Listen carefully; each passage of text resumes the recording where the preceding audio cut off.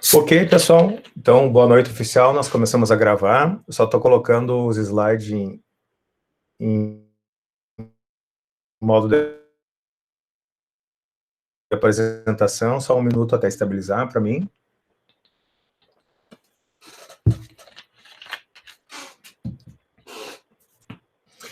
Ok. Vamos lá então, pessoal. Eu acredito que todos estejam vendo os slides em modo de apresentação, assim espero. A aula de hoje, né, eu boto que é o 6º tópico nosso. Nós vamos abordar um conteúdo que não é novidade, né, porque você já vem de Redes 2, aí com certeza já fizeram Redes 2, já viram que era uma política de segurança. No transcorrer também das aulas aqui de segurança e auditoria de sistema, várias vezes a gente comentou ou mencionou o contexto, né, o conceito de política de segurança.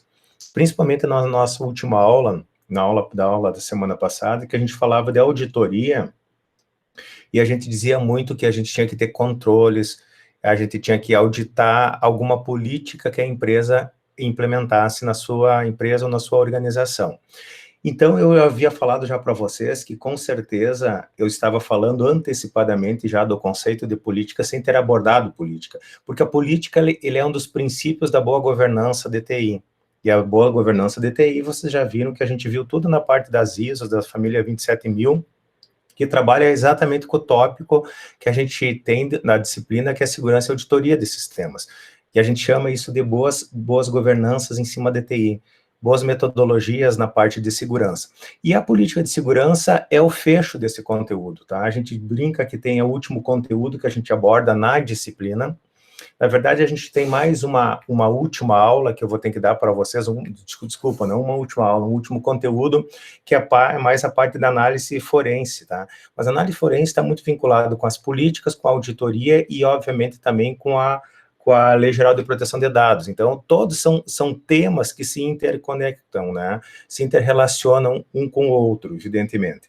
Então, pois bem, sem mais delongas aqui, a aula de hoje, então, a gente vai abordar justamente o conceito do módulo 3 da nossa disciplina, que é a política de segurança. Como de costume, então, nos primeiros slides, aqui eu coloco o que seria um cronograma, né, de apresentação, né, um escopo da apresentação ou da aula de hoje, em que a gente vai ver a política PSI, muito conhecida como PSI, acrônimo de Política de Segurança da Informação.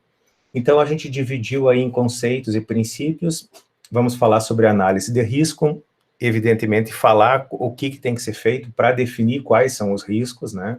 A gente não tem como ter uma política, evidentemente, que vai tornar ou deixar a tua organização, a tua empresa 100% segura. Isso não existe. Isso é um princípio básico da questão da segurança. Não existe sistema 100% seguro. A gente já comentou sobre isso em outras instâncias, em outros comentários da disciplina, em outros tópicos, mas a política também não é diferente. Não é porque tu tens uma política de segurança implementada que efetivamente a tua empresa vai estar mais segura ou completamente segura. Então, a gente vai discutir muito isso na aula de hoje, nesse princípio nessa apresentação. Vamos falar também sobre a classificação e o controle dos ativos, que é justamente isso que eu já estou comentando com vocês.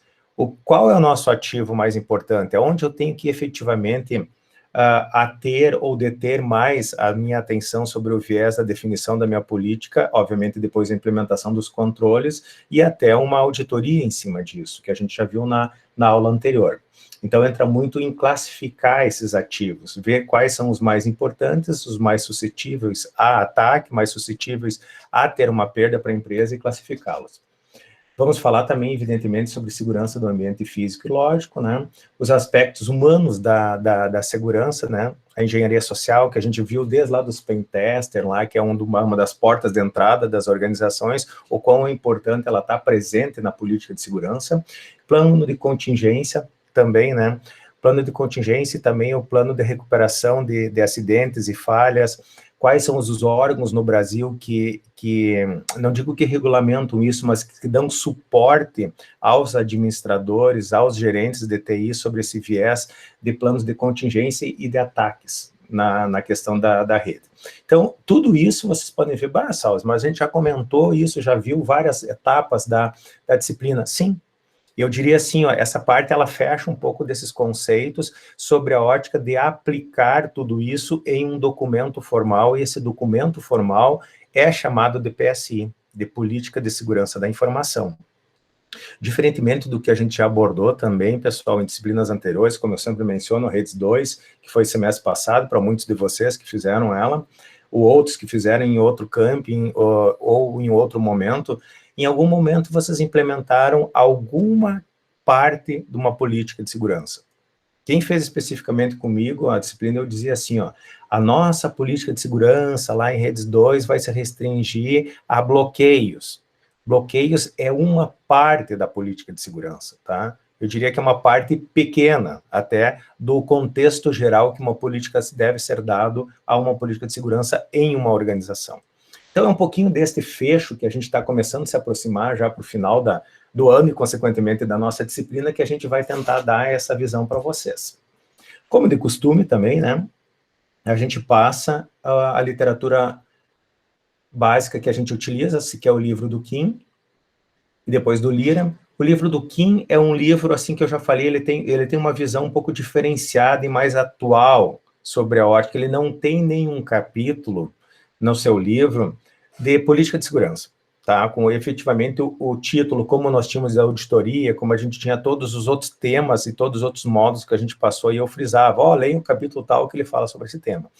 O livro do Kim, ele explora o conceito da política de segurança em vários capítulos no transcorrer de todo o livro. Mas, se fosse para dizer assim, eu quero ler alguma coisa sobre a política de segurança ou que esteja mais vinculado, no livro do Kim, vocês teriam que ler o capítulo 6, que são as operações e administração de segurança, e o capítulo 12, que fala sobre os padrões de segurança na informação.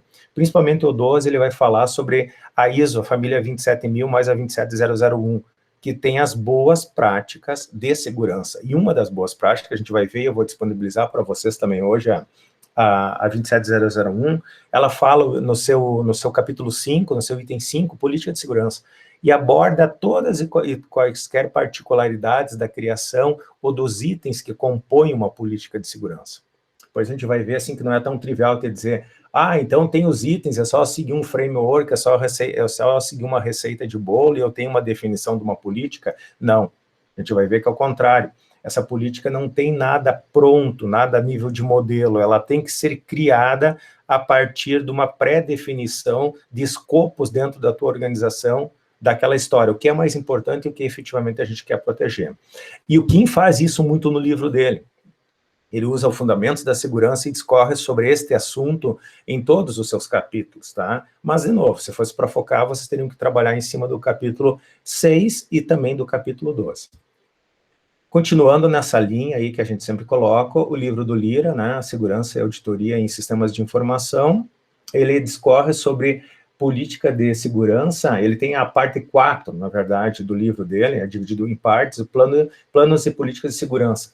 Ou a parte 4 compreende 4 capítulos que falam diretamente sobre o contexto de política de segurança, que é o plano diretor de segurança, né, plano de continuidade de negócios, plano de contingência e outros planos de segurança que existem também.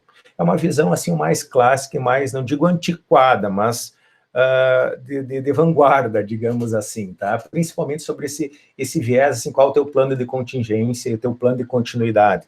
Na verdade, isso já está intrínseco dentro de uma política de segurança. Tu vai olhar lá na ISO 27000, na família 27000, na 1 e na 2, esses conceitos de plano de contingência e continuidade de negócio já estão dentro das normas, já estão dentro do contexto do que é uma política de segurança da informação, no seu termo mais genérico.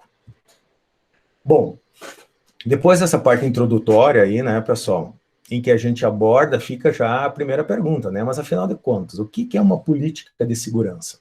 Então, a PSI, que é o acrônimo, justamente, que vocês vão ver bastante na literatura, falar de PSI, né, então, até a partir de agora, se eu falar PSI, é Política de Segurança da Informação, é um documento, sim, é um documento formal da empresa, que orienta e estabelece as diretrizes organizacionais no que diz respeito à proteção de ativos de informação de uma organização. Quais são esses ativos, né? Aquilo que a gente já começou a falar. O que é um ativo na empresa? Tudo que tem valor. Mas então a informação, aquela história do petróleo, do novo petróleo, efetivamente, lá que tem um grande valor agregado, ele passa a ser um ativo muito importante da empresa, sem a menor sombra de dúvidas. Mas em que instância este ativo, informação, tem que ser ser protegido? Em qual dos domínios? A gente já viu lá, tem o domínio da intranet, da extranet, tem o domínio da infraestrutura, tem o domínio das aplicações, tem o domínio dos servidores. Qual destes domínios eu vou me ater mais ou menos? Vou aprofundar mais ou menos? De forma até equivocada, eu sempre cito o exemplo de Redes 2, e eu falava, eu tentava deixar isso bem claro para vocês, que política de segurança não é só o que é proibido, né, pessoal? A política de segurança é a política que a tua empresa, que a tua organização vai adotar em relação à informação como um contexto geral. A gente já falou da proteção de dados. Tá, mas será que é só dados que a política de segurança vai proteger? Não, inclusive, como você deve se portar e as atitudes que você vai ter dentro da empresa podem ou não estar dentro dessa política de segurança. Na verdade, ela é um conjunto de procedimentos, normas, diretrizes e instruções. Daí tu vai dizer, mas a minha empresa já é cheia de normas e diretrizes. Exatamente isso. A política de segurança não vai não vai reinventar a roda.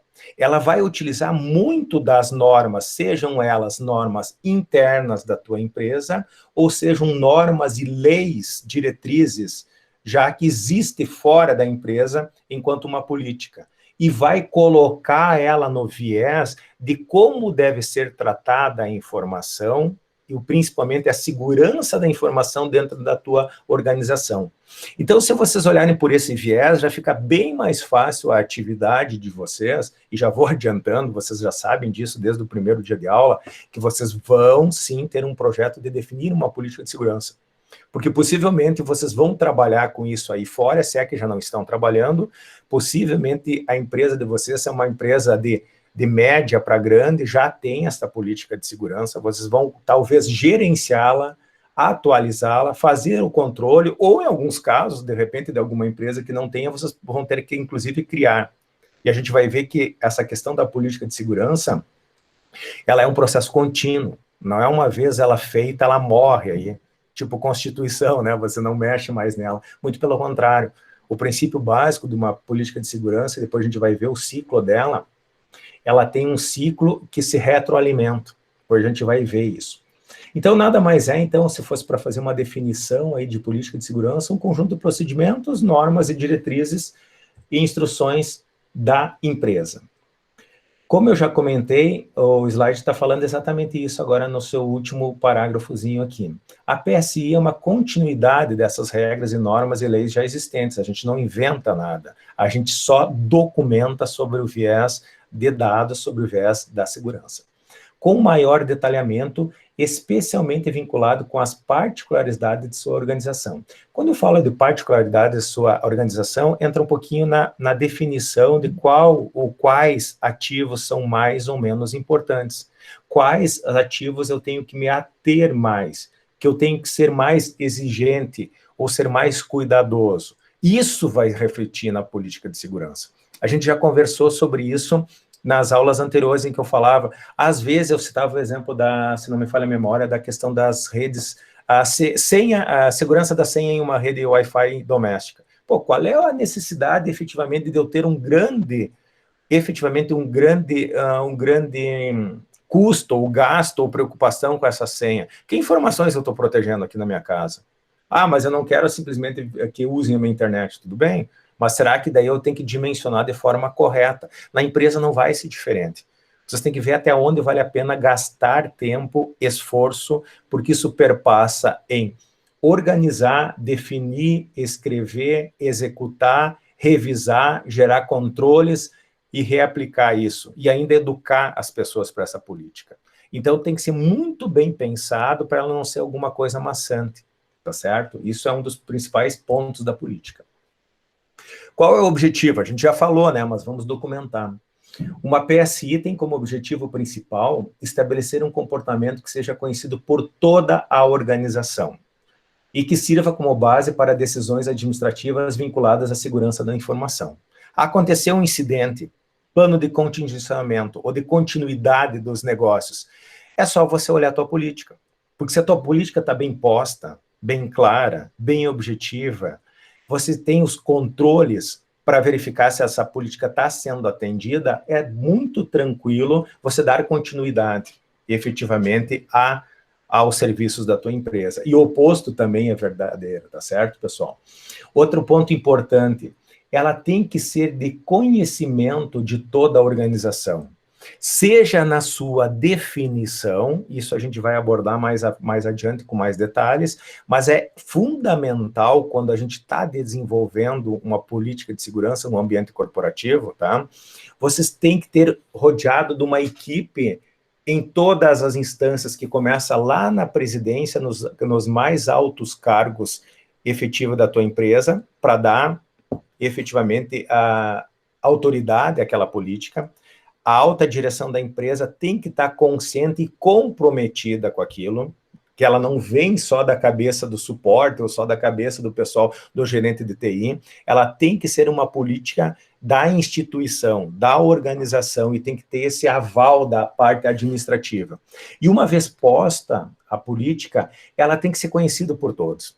Inclusive, várias empresas têm, inclusive, os termos que vocês devem assinar, dizendo que você tem ciência, efetivamente, que existe uma política, o que tu pode e o que tu não pode fazer, tá? Diferentemente que aqueles contratos que a gente brinca com os contratos de software, né? Que tu passa o next, install, next, ok, né? Não, na verdade, efetivamente, ela tem que ser divulgada e ela tem que ser de conhecimento de todos. E, principalmente, aplicado a todos. Não existe, não funciona. O principal objetivo da política é fazer com que todos atendam a uma determinada norma. E essa norma está posta bem clara lá na política. Se eu começar a abrir exceções na minha política, do tipo assim, o pessoal de TI não precisa cumprir a política. Bom, então, por que o pessoal de TI não precisa e eu preciso? Então, começa a criar problemas, aquilo que a gente já falou sobre quando vocês vão configurar uma firewall, e daí vocês começam a fazer aquelas enjambres. O fulano de tal está desenvolvendo uma aplicação que ele precisa de uma porta 1, 2, 3, 4 liberadas, mas eu não libero as portas, eu só libero a porta 80, 88, a 22, etc e tal. Vou liberar 1, 2, 3, 4 para ele porque ele está desenvolvendo a do pessoal da TI. E aquilo fica lá em log, em resquício, em scriptzinho dentro do teu firewall. Quando tu vai fazer o controle, efetivamente aquilo vai passar e gerou uma brecha. Gerou um ferimento em uma política que não foi igual para todos. Também tem o oposto. Digamos que você coloque lá na tua política de segurança um item que diz o seguinte: ninguém pode instalar softwares dentro da empresa. Bom, então vamos mandar todo mundo, o pessoal da TI, embora, né? Porque se eles não puderem instalar software, se eles estão desenvolvendo software e não puderem instalar, como é que vai ficar? Mas então vão ter políticas distintas? Pode existir políticas distintas dentro da tua empresa. Ou simplesmente, dentro de uma política macro, eu posso definir níveis de acesso e de prioridades. Nível alto, nível médio, nível baixo. Que a gente brinca, né? O nível peão, estagiário lá, o gerente. Isso é possível, mas ela tem que ser para todos.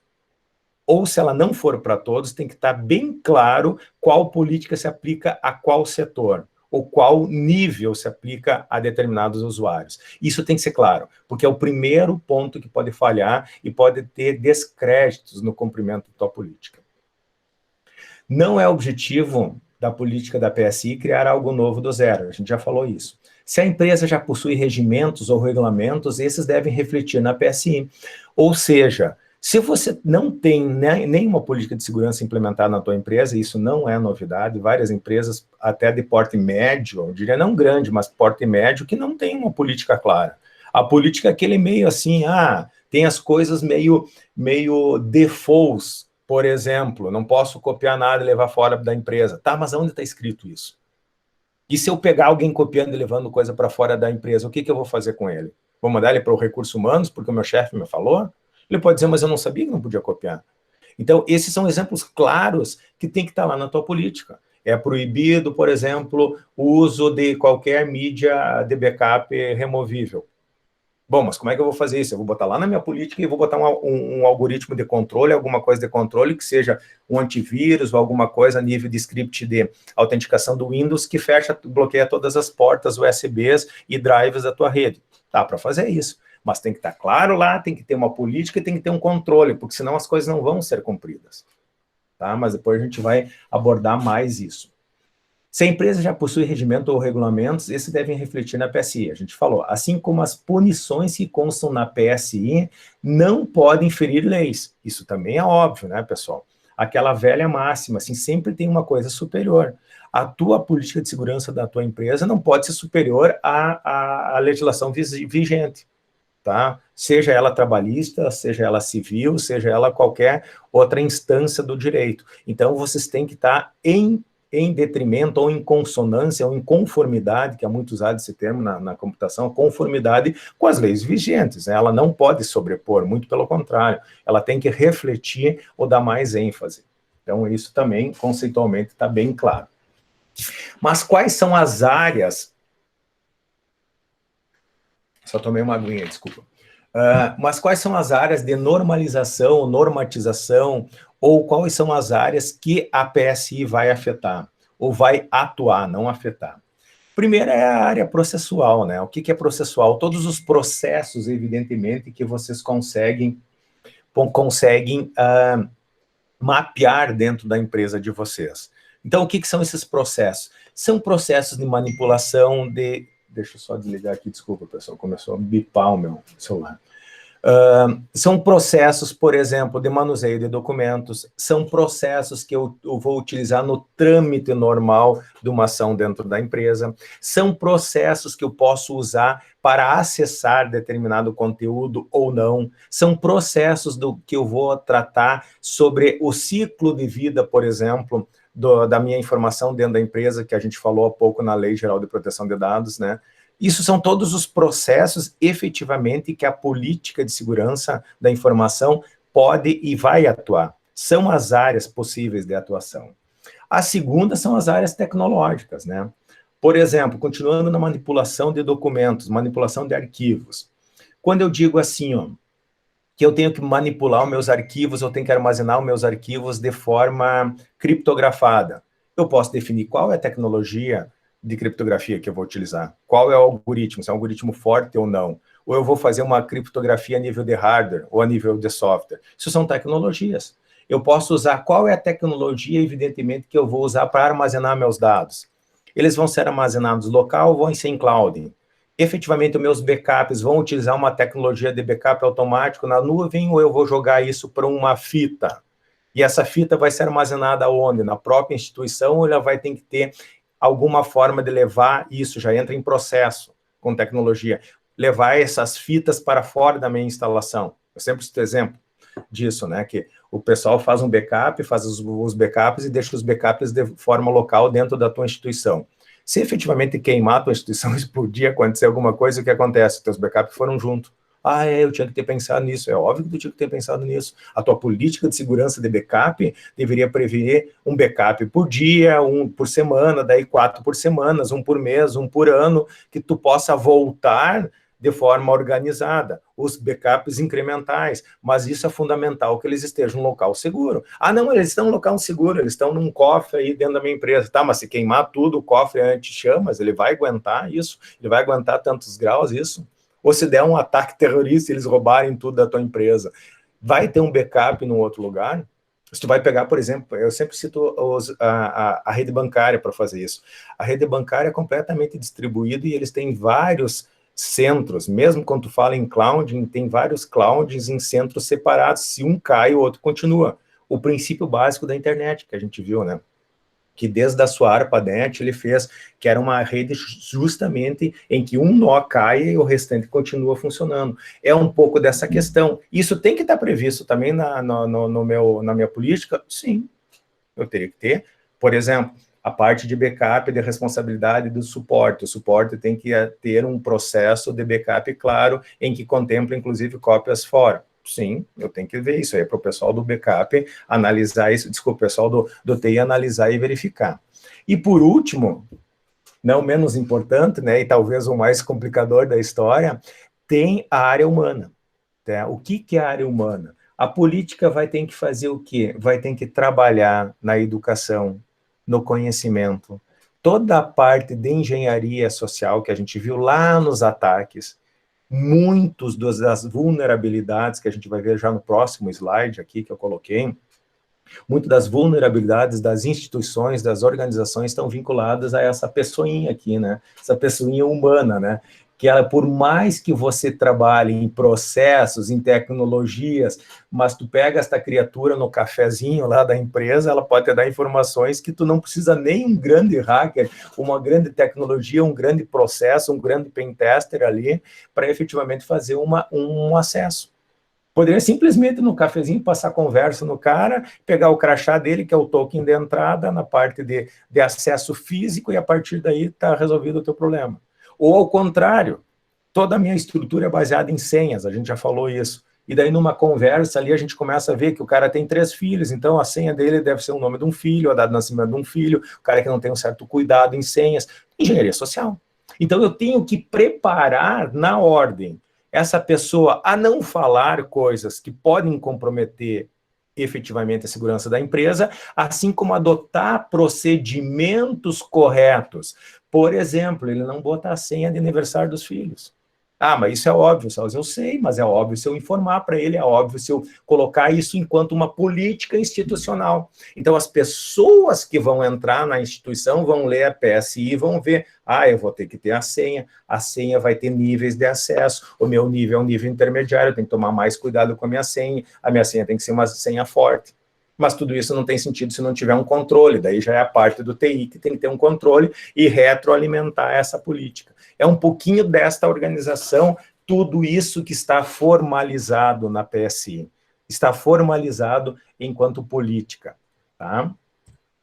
Pois bem, eu falei também para vocês, e aqui eu coloquei de forma proposital um copy-colling, isso aqui é um slide de uma das palestras, porque me interessa passar para vocês isso aqui, ó. Quem está interessado ou está trabalhando, vai trabalhar com questão de segurança, eu já havia falado para vocês, uma excelente página para vocês olharem toda a documentação e no desenvolvimento também do projeto de vocês de política de segurança, é a página do CERT, tá?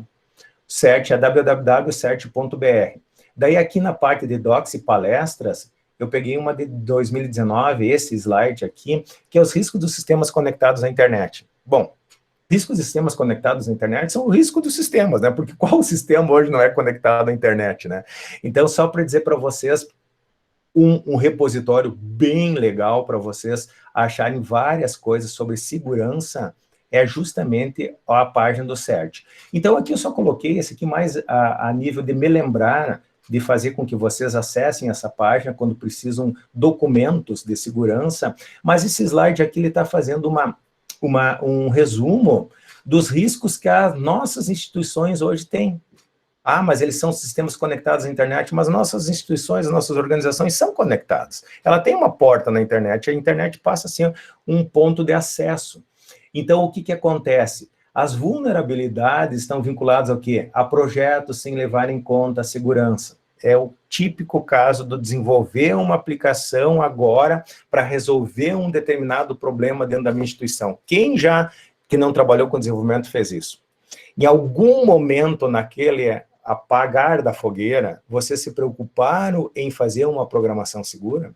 Se preocuparam se tu pode ter um SQL injection, se tu pode efetivamente ter um outro problema nas tuas páginas, no teu código, se tu fez uma programação segura para não permitir um buffer overflow, por exemplo, eu programei isso em cima de um ambiente Linux e ele estoura o buffer e me devolve o status de root, como a gente fez lá naqueles ataques de pentester. Eu dizendo, não, eu tinha que apagar um incêndio, eu fiz esse relatório e está lá. Então, quer dizer que os projetos foram concebidos sem levar em questão a questão da segurança. A gente já falou sobre isso. A internet ela foi construída sem segurança. Não era o objetivo ser um sistema seguro. Era o objetivo ser um sistema robusto de interconexão. A segurança veio depois. Então, a gente fez enjambres em cima de uma estrutura posta. É o que a gente faz aqui quando a gente começa a desenvolver um projeto sem segurança. Talvez, se eu tivesse na minha política de segurança boas maneiras de desenvolver esse software, ou algum esquema em que efetivamente eu levasse isso em consideração, eu não teria tantos riscos, né? Então, isso é só para citar um, eu poderia ficar a aula inteira aqui falando só nesses itens. Defeitos de software, a gente já falou. O que é defeitos de software? Usar versões antigas de softwares. Ah, então será que a minha política de segurança não teria que ser assim, ó? Só se usa software certificado. O que é software certificado? Alguém fez a certificação. Do tipo assim, ó, tu usa tal antivírus, tu usa tal editor de texto, tu usa tal versão de tal programa. Por quê? Porque alguém teve o controle de ir lá verificar se é a última versão, se ela está livre de bugs, etc e tal, etc e tal. Tu vai diminuir, sim, a tua vulnerabilidade, porque tu botou isso lá na tua política que ninguém mais instala software ou ninguém usa software que não é certificado pelo pessoal da TI. Pronto, isso está lá na política. Isso vai diminuir a vulnerabilidade do teu sistema, porque tu pensou nisso. Falhas de configuração, né? Enter, next, next, next, next, next, next, né? Aquilo que a gente sempre fala, né? Até quando efetivamente a gente verifica quando está instalando um software? E se tu joga isso para hardware, pior ainda. Em equipamentos de rede, eu já falei isso para vocês, né? Todas aquelas configurações inbox, né? Que simplesmente tu abre, liga ele sai funcionando. Ah, funcionou, joia, aquela história. Não mexe, tá funcionando, né? Deixou senha default, deixou login default, deixou... Às vezes nem senha não tem, né? Pior de tudo, falha de configuração. Uso inadequado, né? Fraqueza vindo da complexidade do sistema. O que é isso? Tem muitos sistemas integrados agora.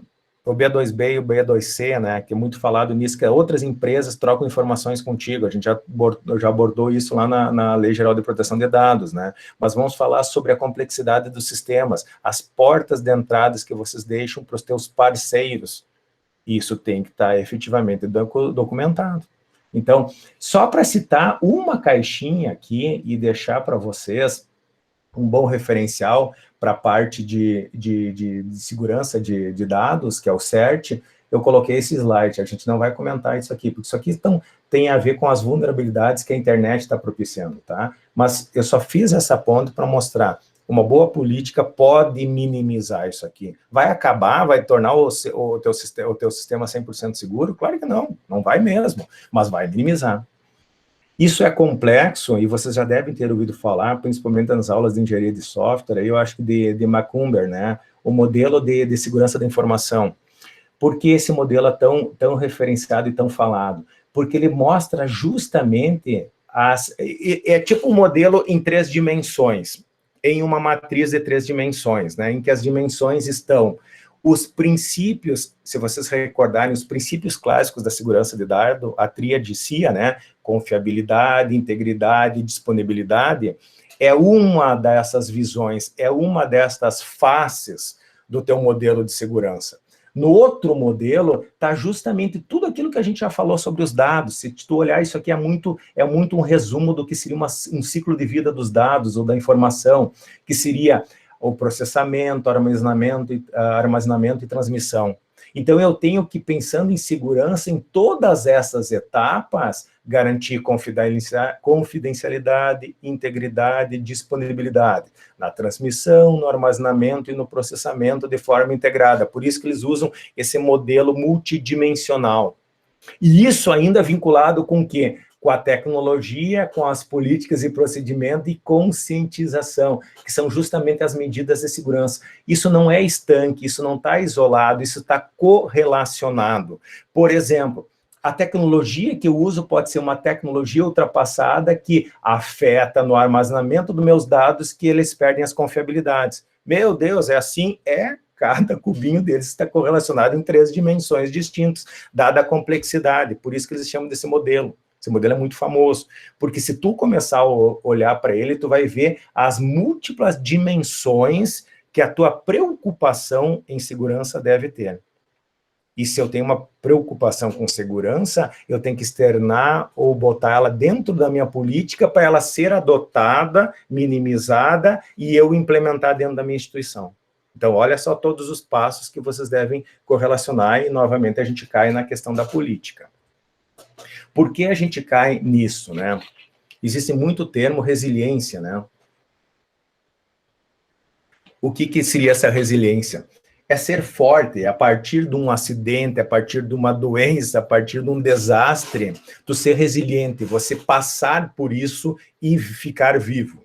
Tá? Então, uma planta resiliente ao calor, uma planta resiliente efetivamente é uma seca. Ela tem os artifícios que ela usa para passar. Bom, como uma empresa é resiliente, como uma organização é resiliente, ela tem que ter um planejamento, ela tem que ter uma política, essa política tem que ser aplicada a todos, tem que ser divulgada a todos, tem que ter os controles, e eu posso efetivamente diminuir. Porque nunca, eu já falei isso, e agora está posto aí no slide, ó, é legal que eu aponto para coisa, eu tenho que mostrar com o mouse, né?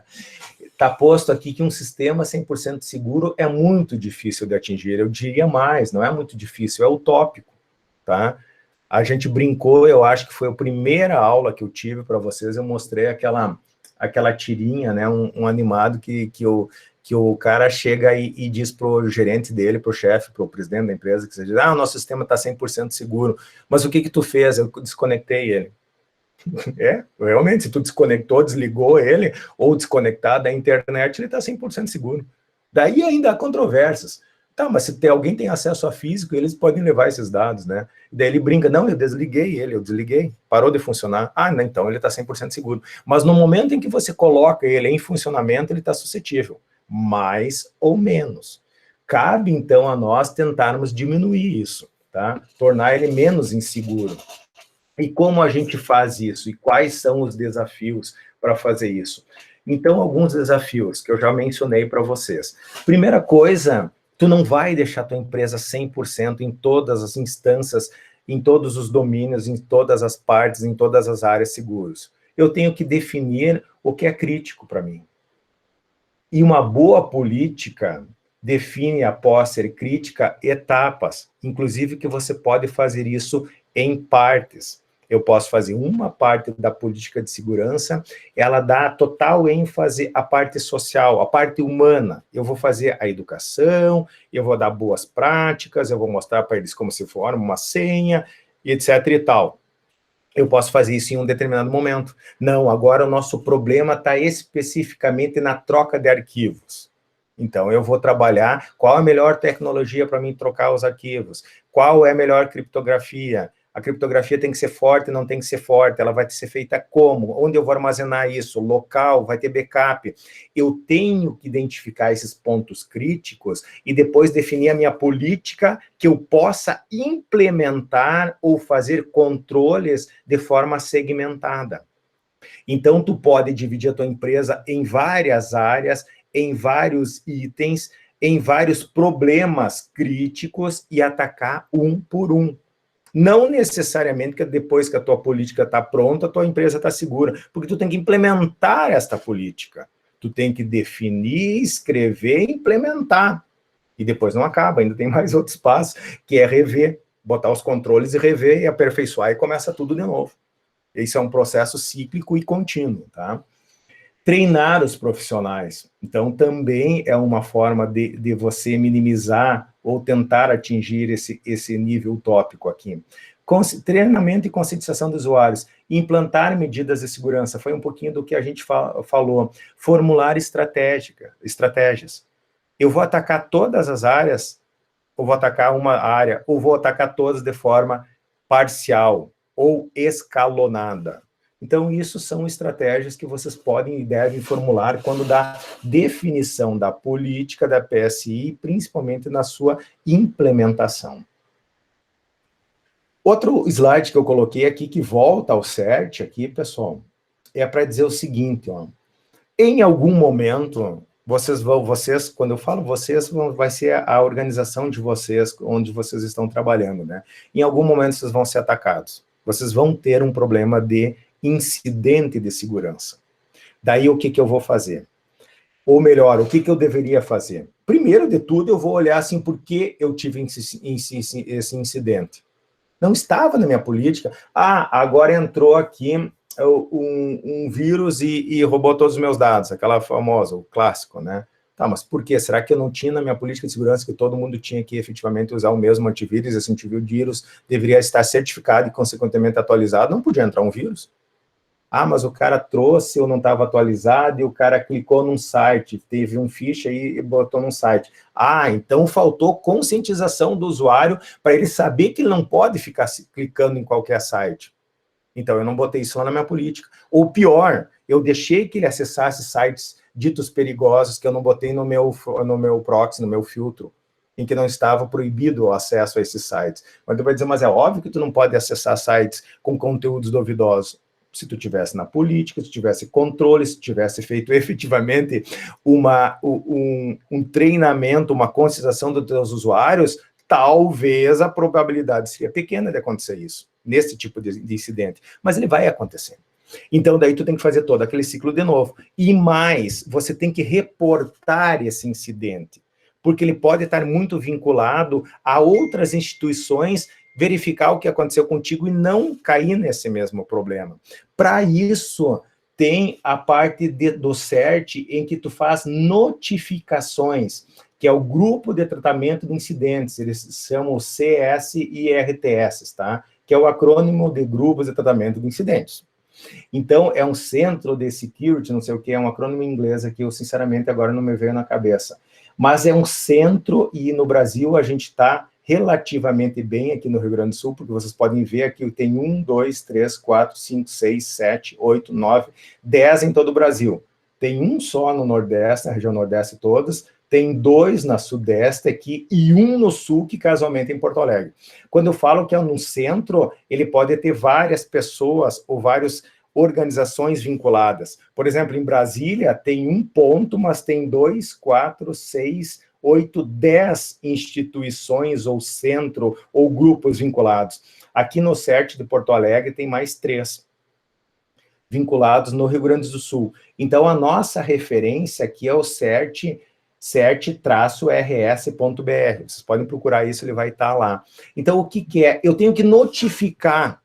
Por exemplo, nós, universidades, como a gente está numa rede chamada Rede Tchê de pesquisa, todo o nosso ponto de saída da internet é o POP Porto Alegre. Tanto que nós temos aqui o CERT em Porto Alegre. Então, a Unijuí tem um enlace, que hoje eu não sei, deve ser de 1 GB ou 2 GB, tá? De acesso, a famosa saída externa, link internet, até Porto Alegre. E de Porto Alegre tem os pontos de troca, daí tem toda a rede Tchê, que é outro mapa, não é esse aqui é só dos grupos incidente. Mas a partir daqui sai toda a nossa internet. E em Juí centraliza, Panambi, Santa Rosa, vem tudo para Juí vai para Porto Alegre sai.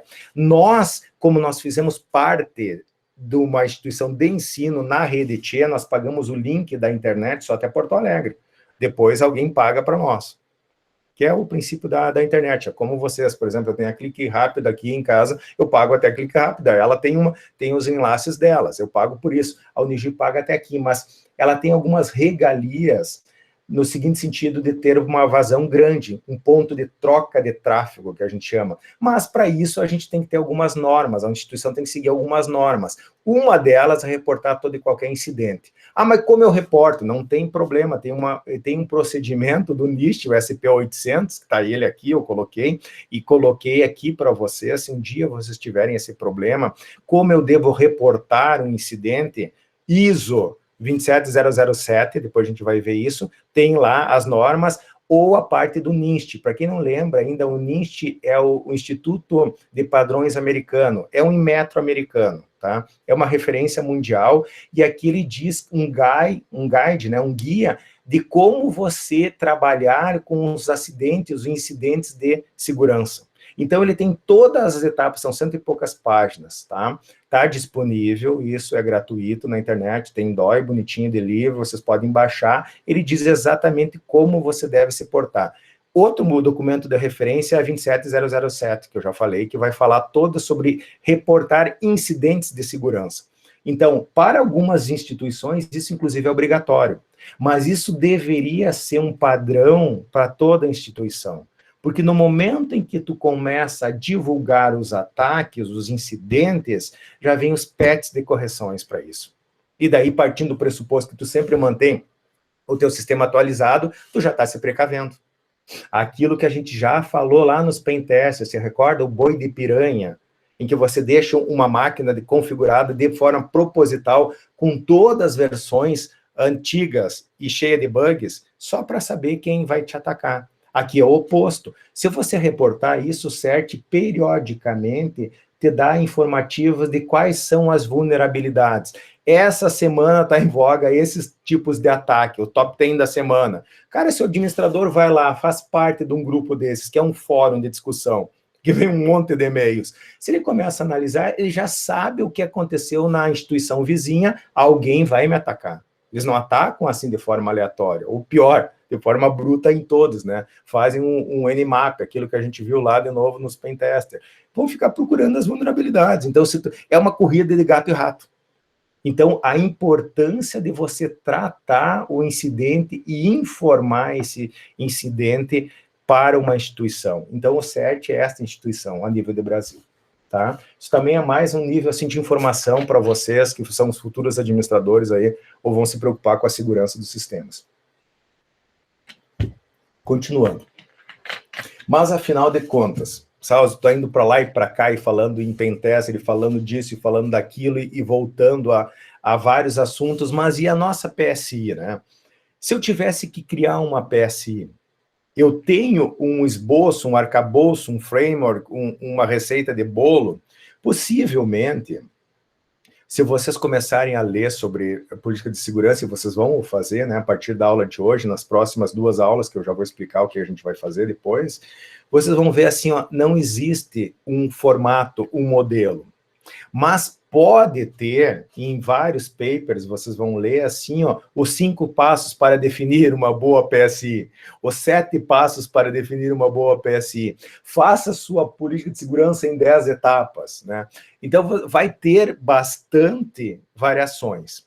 Aqui eu adotei a dica de construir uma política em 5 passos. E eles efetivamente, eu já falei para vocês, mais adiante a gente vai ver que eles voltam efetivamente e é um processo contínuo. Mas o primeiro deles seria planejar, elaborar, documentar, aprovar e aplicar, e o aplicar, leia-se treinamento. Depois, possivelmente, tu volta para cá, aplica um controle, tu viu que teve alguma falha, tu planeja, elabora documento, faz a redação, aprova de novo e aplica. Isso aqui tende a ser efetivamente um ciclo que não se acaba. Mas vamos lá. O primeiro item, o que seria planejar uma PSI? O que a gente já falou lá no início dos slides. Fazer um levantamento completo na tua empresa, o que eu quero proteger. Possivelmente, se tu fizer essa pergunta para o teu diretor lá, ou para o teu presidente, ou para o teu dono da tua empresa, e tu perguntar o que tu quer proteger, ele vai dizer tudo. Tá, mas tudo o que, cara pálida, né? Aonde eu vou dar maior ênfase? Então, o que acontece? Quando desse levantamento, tu vai ter que fazer o planejamento da tua política baseado em uma equipe.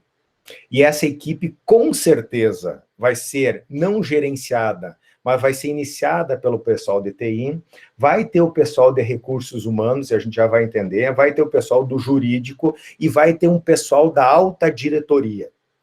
Por motivos óbvios. Quem entende do riscado é o TI, quem entende de lei é o jurídico, quem vai ter que fazer as punições administrativas é o recursos humanos e quem manda na empresa é a diretoria. Então, ela tem que ter o aval de todas essas instâncias. Ela tem que ser uma equipe multidisciplinar. Daí a tua política vai ter a credibilidade da diretoria, a sustentabilidade jurídica, a efetividade nos recursos humanos e a técnica do teu TI. É fundamental, porque se isso vier pronto e chapado lá do teu TI, os caras vão dizer, primeira coisa, isso aqui é inconstitucional, isso aqui tu fere a lei de tal, isso aqui tu não pode fazer, o recurso humano vai te dizer, não posso, Deus o livre, isso aí vai dar um processo trabalhista, tu tá fazendo uma proibição que não pode, e assim vai. E o pior, se não tiver o aval e a contribuição da diretoria, ela não tem o respaldo. Ela vai ter que ter, não, isso aqui vem de cima para baixo. Isso aqui é uma diretriz institucional.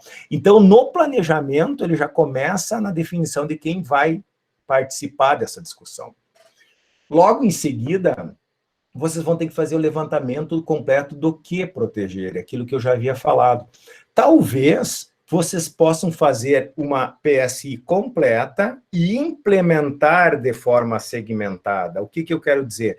O meu maior problema agora é o acesso a as informações no site, ou a navegação na internet. Eu vou atacar esse ponto e vou implementar isso, e vou fazer a implementação e os controles nisso. Uma vez isso fechado, e ele pode ser recursivo, isso pode voltar e ir melhorando, eu posso passar, agora eu vou fazer a parte de educação e conscientização do meu público.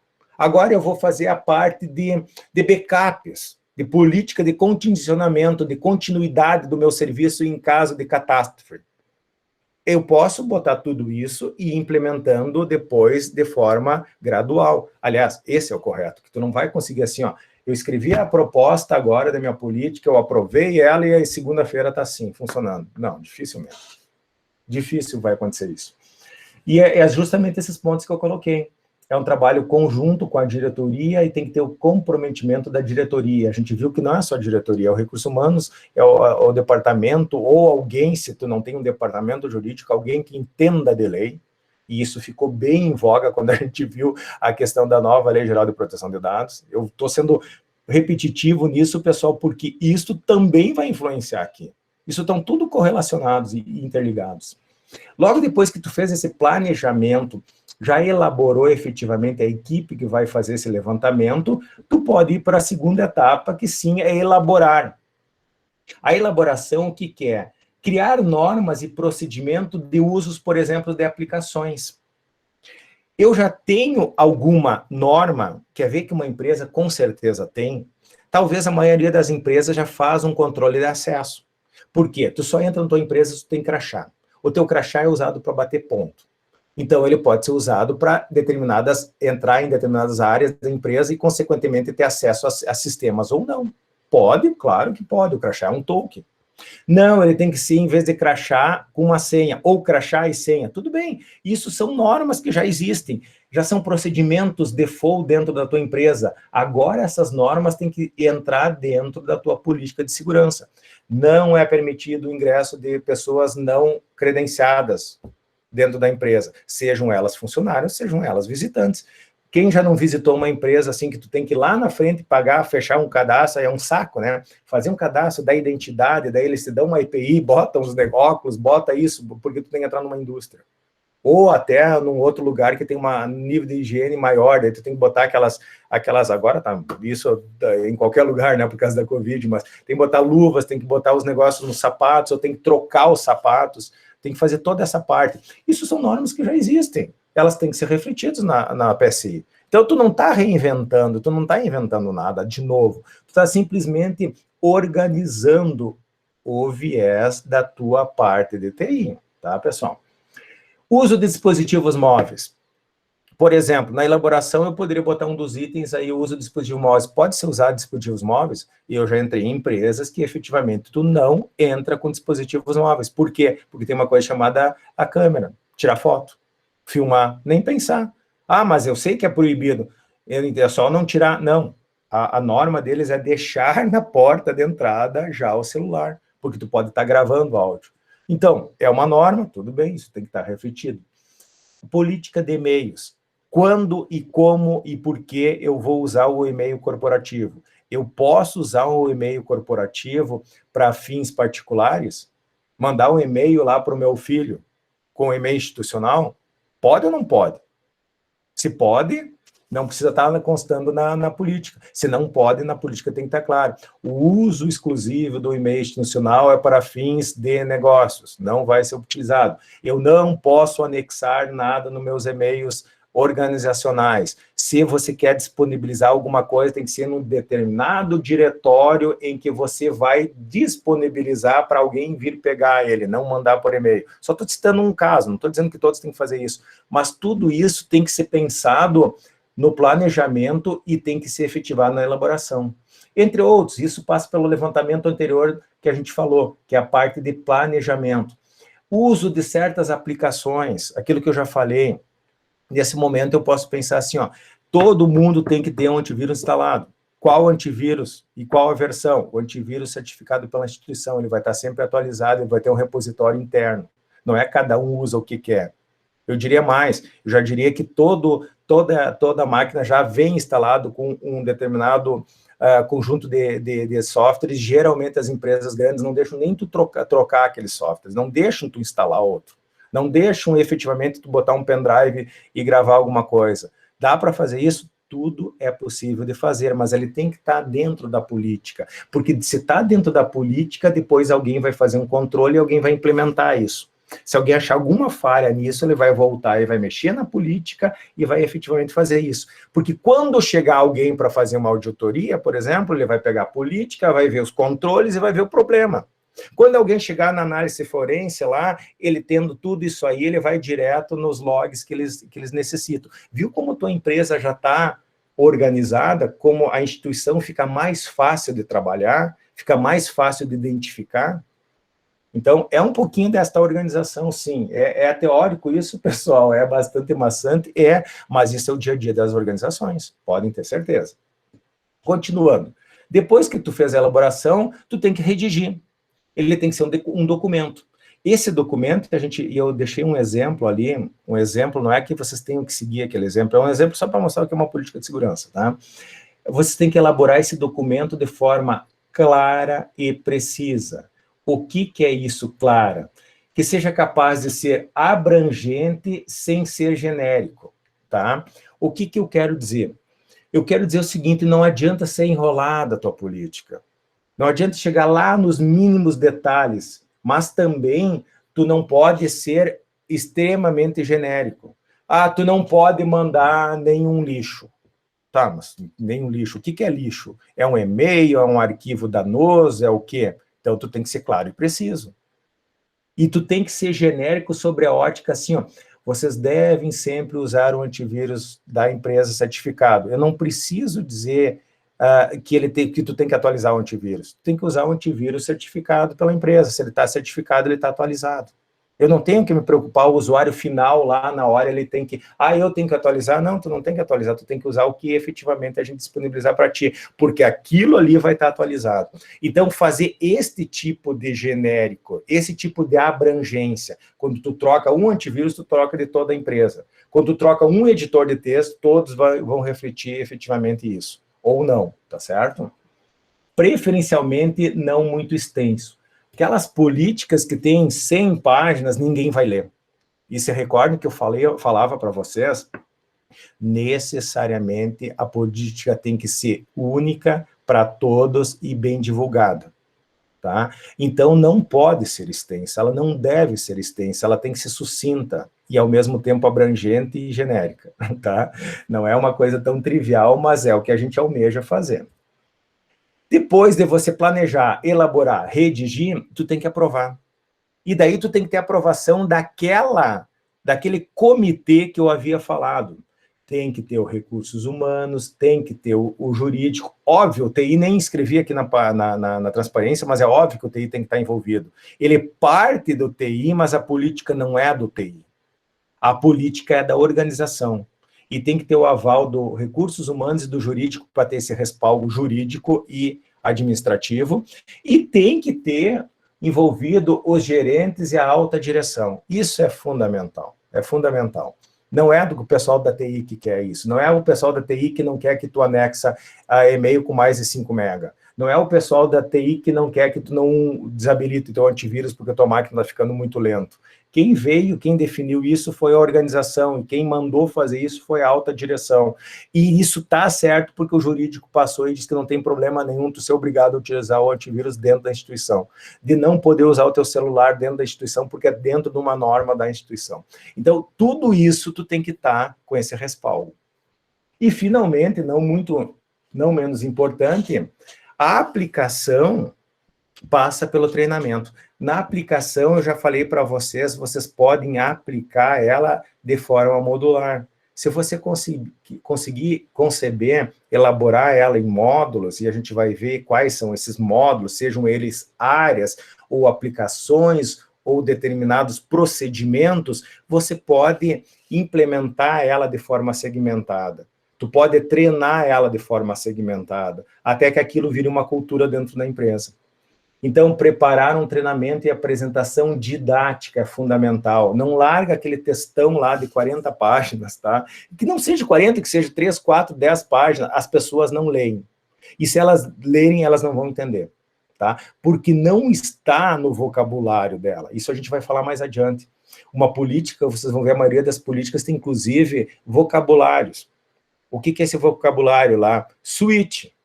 Bah, cara, o que é switch para uma pessoa que não entende de rede, cara? O que é isso? É marca de batatinha frita? Não sei. Explica o que é um switch. Tu poderia dizer, então, um concentrador. Ah, tá, um concentrador, então já é uma coisa mais visual. Mas as pessoas não... Um router switch. A pessoa não vai saber o que é isso. Não vai. Então, ela vai ter que ter um glossário, ela vai ter que ter uma lista de acrônimos, ela vai ter que ter algum lugar na tua política, no início, em que explique os termos técnicos que vocês vão usar lá.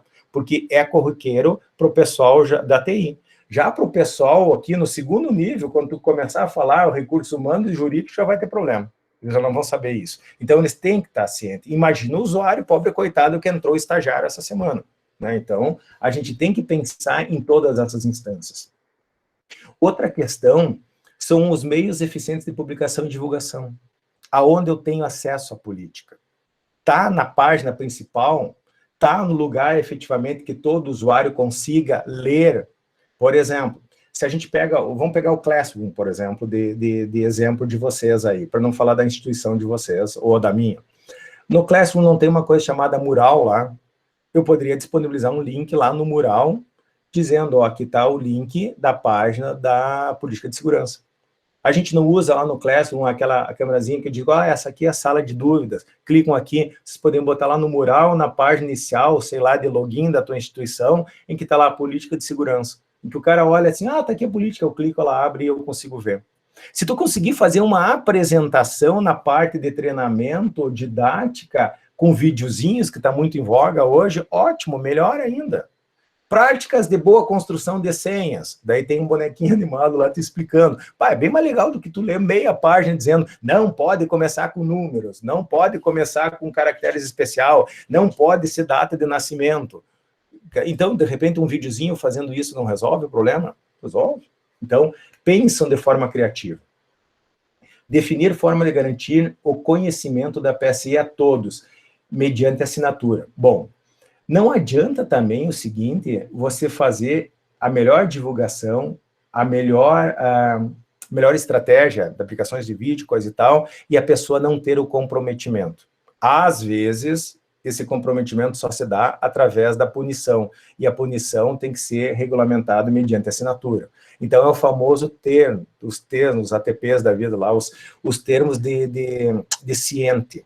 Então, muitas empresas utilizam essa estrutura. Outras questionam que não precisa, que tem que estar na cultura do teu funcionário. Bom, uma das formas de fazer é automaticamente, quando tu faz o contrato de trabalho, a pessoa assina o contrato de trabalho e já está ciente que efetivamente tem uma política de segurança dentro da empresa e ele tem que se informar. Aonde eu me informo, tu pode dar uma cópia para ele, tu diz, ó, lá na página do login no início, já efetivamente tem um link para a política de segurança, tu tem que estar consciente. Então, cabe a ti daí treinar isso.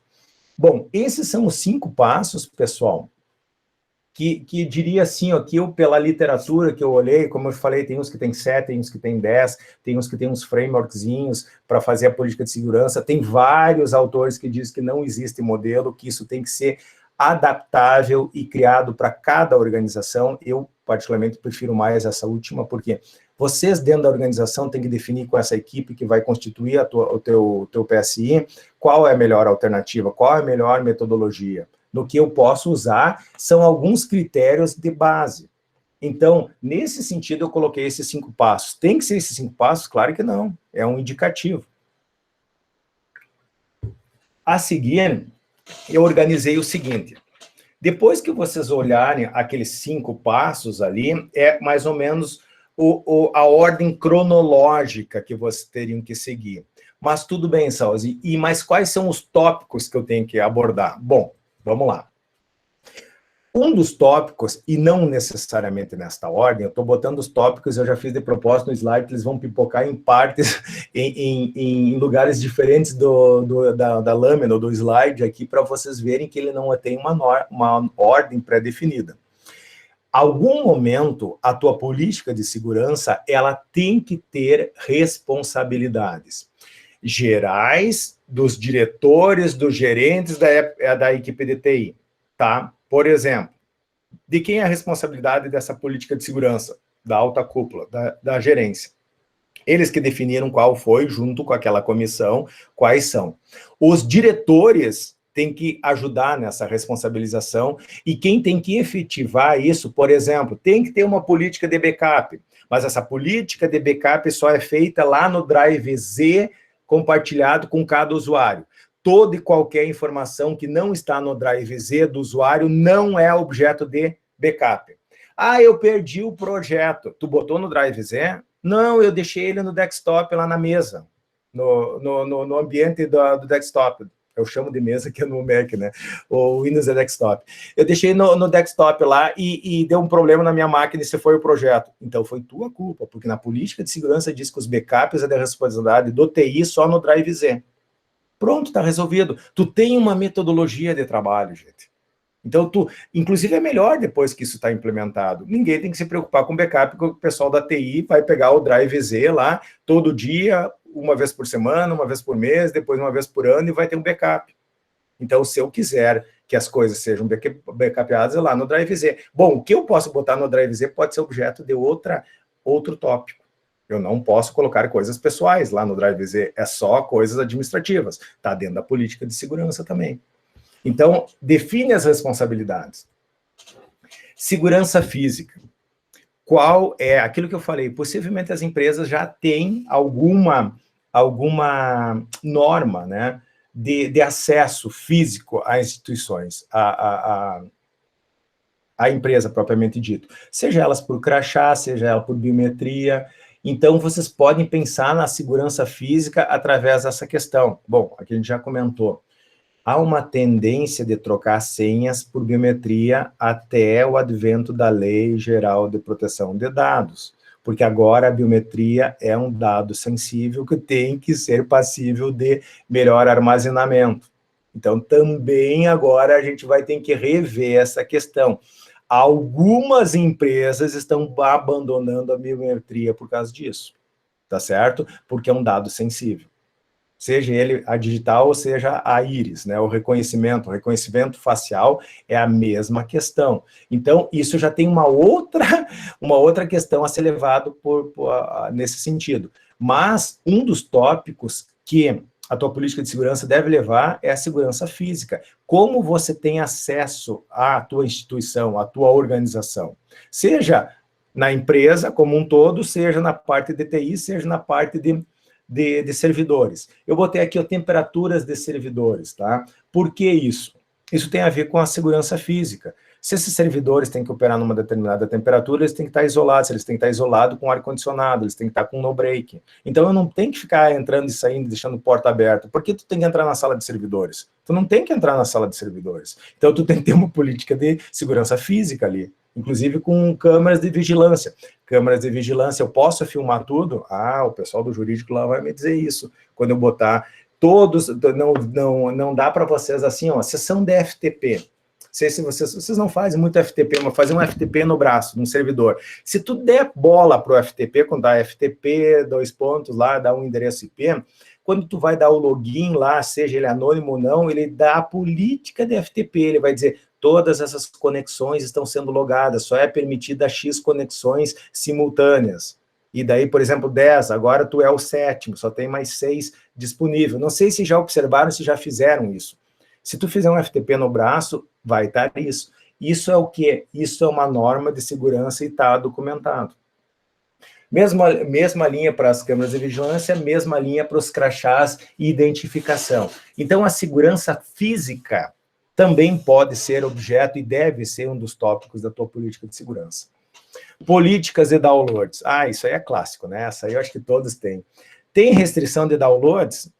O que é downloads? Não é acesso a páginas web, é baixar arquivos. Eu tenho restrição em baixar arquivos? Tem. Se eu tenho restrição, eu tenho níveis de segurança. Se eu tenho níveis, eu tenho cadastramento. A tua política vai te dizer isso, que eu tenho níveis de acesso. E tu só pode acessar os arquivos pertinentes ao teu nível. Ah, mas tu diz, mas isso é óbvio, é só tu não liberar para ele. Mas isso entra na parte de controle, que é a implementação da tua política.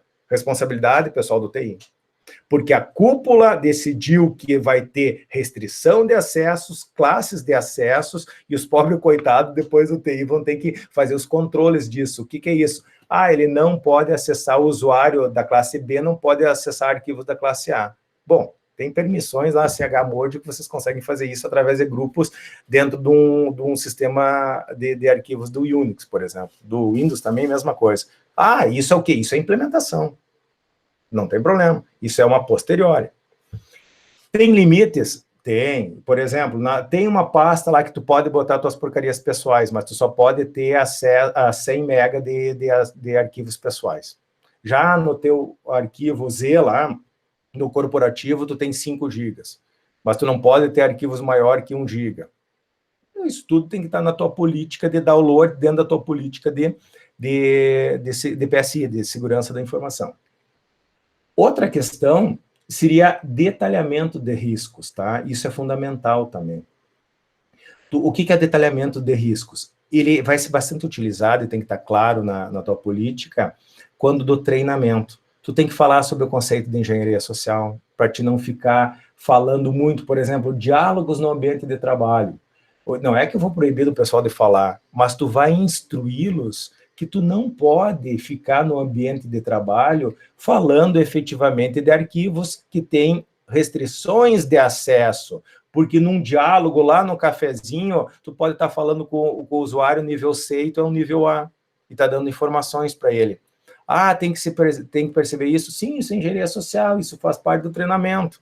Então, em algum momento, tu tem que dar esses detalhamentos de riscos a partir do treinamento. Geralmente, eles estão vinculados, por isso que eu botei ao acesso aos documentos, mas os diálogos podem levar essas informações. Inclusive, se tuas formas de acesso são senhas, aquilo que a gente já comentou. Pode ver, de novo, aquela questão do cubo, de várias dimensões que vocês têm que cuidar. Mas adianta só eu botar isso na política? Claro que adianta, gente. Porque se isso está claro na política, os pobres coitados que eu chamo do TI vão ter que achar alguma forma de fazer controle. A gente brincava nisso na rede, você recorda, em Redes 2 lá, quando eu dizia, a nossa política de segurança era filtro. Eu dizia, não pode acessar sites XXX, vocês iam lá no proxy e faziam um filtro no proxy. Outros iam lá na firewall e botavam um filtro na firewall, mas vocês implementaram uma política que alguém definiu. E eu sempre frisava, aquela política é uma política esdrúxula sobre a ótica que eu queria ensinar para vocês, serviços de rede, eu estava mais preocupado em ensinar os controles para vocês. Aqui nós estamos abordando a política.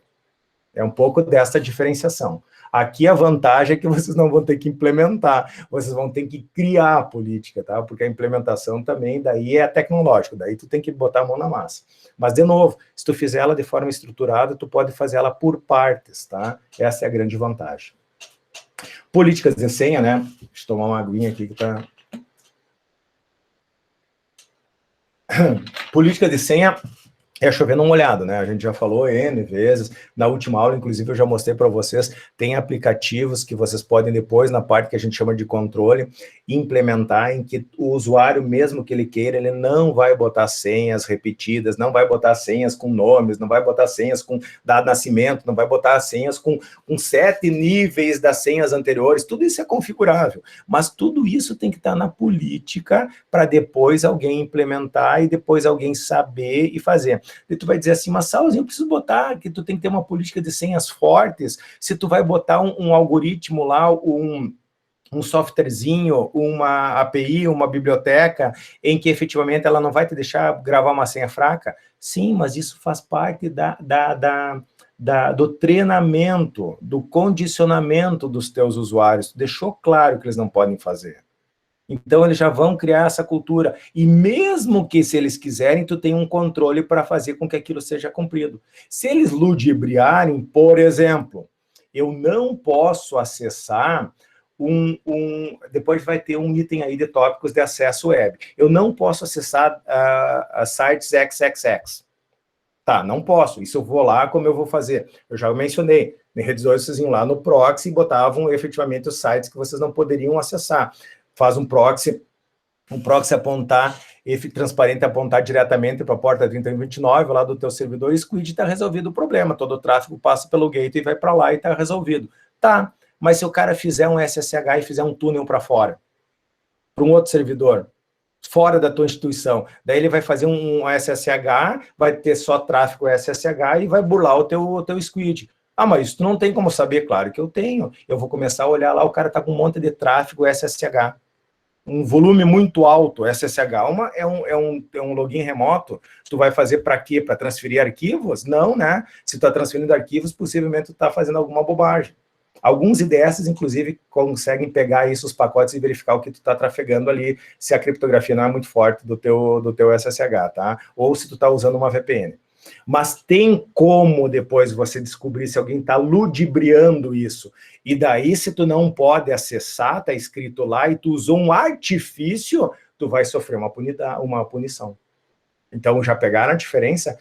Então, a senha é o caso assim, não é a senha, são todas as questões. As pessoas têm que estar conscientes que elas podem ou não podem fazer. Se elas tornarem, ludibriarem essa regra, ou quebrarem essa regra através de um artifício, cabe ao coitado do cara da TI lá descobrir isso. Mas se ele descobre, com a política, ele pode mandar, ó, vai lá para o Recursos Humanos, tu vai assinar um termo de, como é que o pessoal usa? Agora me fugiu a palavra. Me ajudem aí, quando tu assina uma advertência. Tu vai assinar uma advertência, na terceira advertência, segundo as normas da nossa empresa, tu é demitido por justa causa. Tá? Tô chutando, tá? Não, legalmente eu não sei se é assim, se com 3 advertências tu pode mandar com justa causa, acho que não. Eu só estou dizendo, só estou citando que você criou uma política, isso está claro para o usuário, e cabe depois vocês implementarem isso. Segurança lógica, tá? A segurança lógica a gente já falou. São os padrões de serviço do teu sistema. Por exemplo, backup. O que tu está usando para a questão de backups? Aonde são esses backups? Qual é a tua política de backup? E ela tem que estar num local, ela tem uma periodicidade. Por exemplo, eu só consigo voltar a 7 dias. Então, se é para te fazer alguma M, esteja consciente. Eu só consigo voltar a 7 dias do teu backup anterior. Depois eu tenho só 1 por mês. Então, eu só consigo voltar 1 por mês. Então eu sei dentro dessa possibilidade. Eu vou trabalhar com alguma alternativa de que se me der uma M, eu só tenho 7 dias para trás, ou uma visão por mês e uma por ano depois, nos anos anteriores. Eu tenho que estar ciente disso. Como eu sei? Porque está na minha política de segurança. E eu sei que tem que estar lá naquele determinado DIVZ, por exemplo, que eu dei o exemplo. Então, isso é só um exemplo que vocês construíram naquelas múltiplas dimensões. Mas como eu sei disso? Não é tu que sabe. A instituição julgou que o backup é necessário e 7 dias são necessários de retorno, depois 1 por semana, 1 por mês e 1 por ano durante os últimos 5 anos. Aquela comissão definiu isso, a TI implementou isso, e vocês estão cumprindo, e vocês estão conscientes que é assim que a gente trabalha. Não adianta depois tu ter um petit e dizer, eu quero de 9 dias atrás. Eu não tenho de 9 dias atrás, eu tenho da semana do dia 9, se tu quiser o backup. Mas não me adianta isso. Não, mas tu deveria saber, porque a política de segurança falou isso, que tu deveria backupear lá no Z e tu tem uma periodicidade assim. Fora disso, eu não tenho como garantir, a falha foi tua, não foi minha. Não foi do TI, não foi da política. Tu que não sabia disso. E como tu não sabia? Então, é um pouquinho desta questão de criar metodologias de trabalho, de trabalhar nos procedimentos internos da tua empresa. Sejam eles para organizar ou sejam eles para implementar uma segurança ou evitar um ataque. A gente está falando muito em políticas internas, mas a política também, com todas essas medidas, ela visa o quê? Tornar o teu trabalho ou a tua instituição mais segura. Esse é o objetivo da política de segurança. Continuando. Tem mais tópicos ainda. Encerramento de atividades. Por exemplo, a política de segurança tem que ter um item lá de quando o cara é demitido. Aliás, não precisa ser demitido. Quando o cara se desliga, seja espontâneo ou não, da empresa, né? O famoso, né? Foi por livre, espontânea vontade, né? Te deram um pé na bunda na empresa. O que acontece? Quando tu encerrou as atividades, brincadeiras à parte, tu sendo demitido ou tu pedindo desligamento, no outro dia o que acontece? Tu não dá mais acesso. Mas e como é que funciona a questão do cloud? Vamos pegar o Google Docs aqui, o Sausen. Por exemplo, o Sausen trabalha na Unijuí, tem o domínio, você sou Unijuí, né? Vocês têm o domínio, sou Unijuí, eu tenho o domínio Unijuí, e todos os meus arquivos estão especificamente lá no cloud. Bom, eu tenho que estar ciente que no momento em que eu não trabalho mais, eu não tenho mais acesso àquilo lá. aqueles drives. Eu não tenho mais acesso à instituição, eu não tenho acesso aos arquivos. Ah, mas eu tinha os meus arquivos pessoais lá. Bom, primeiro, tu podia botar os teus arquivos pessoais? Podia. A política de segurança da universidade não diz nada que eu não posso usar o drive lá que eu estou usando do Google com espaço ilimitado para os meus arquivos pessoais. Ah, joia, não tem problema, então pode usar. Tá, mas aí agora eu saí, agora eu preciso tirar eles. Bom, então tu já sabia, assim, no momento que tu desliga aquilo lá, tu não tem mais acesso. Porque pode ter coisas da instituição que tu não pode mais ter acesso em algum momento.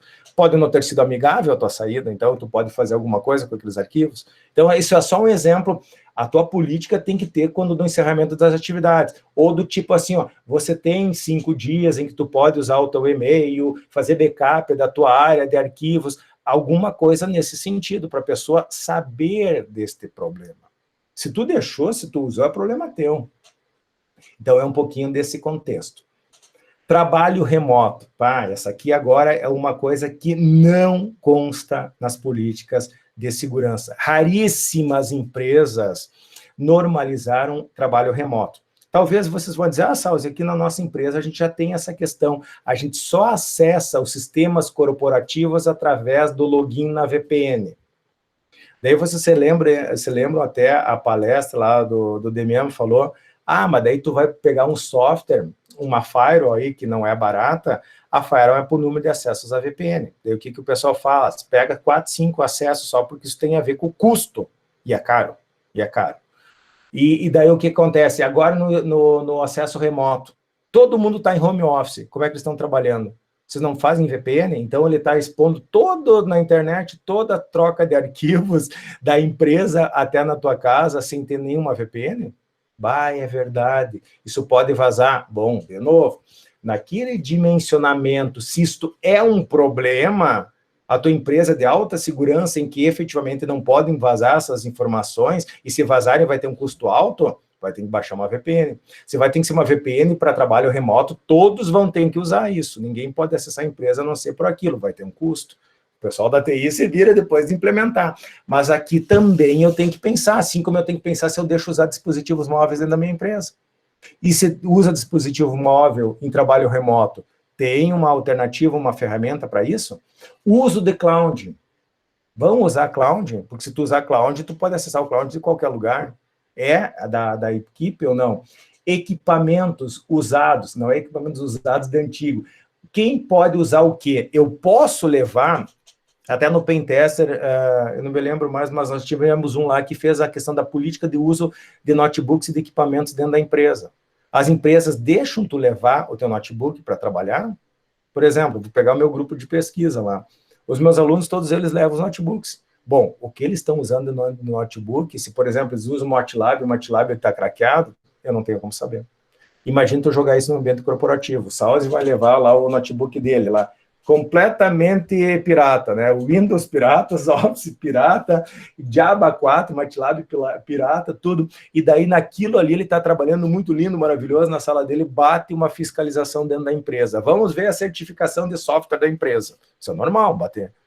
Vão lá, o teu notebook aqui, deixa eu ver. Não, mas esse notebook aqui, não, nada da empresa, é meu. Mas você está aqui dentro da empresa, você está trabalhando com ele, velho. Pum, e daí?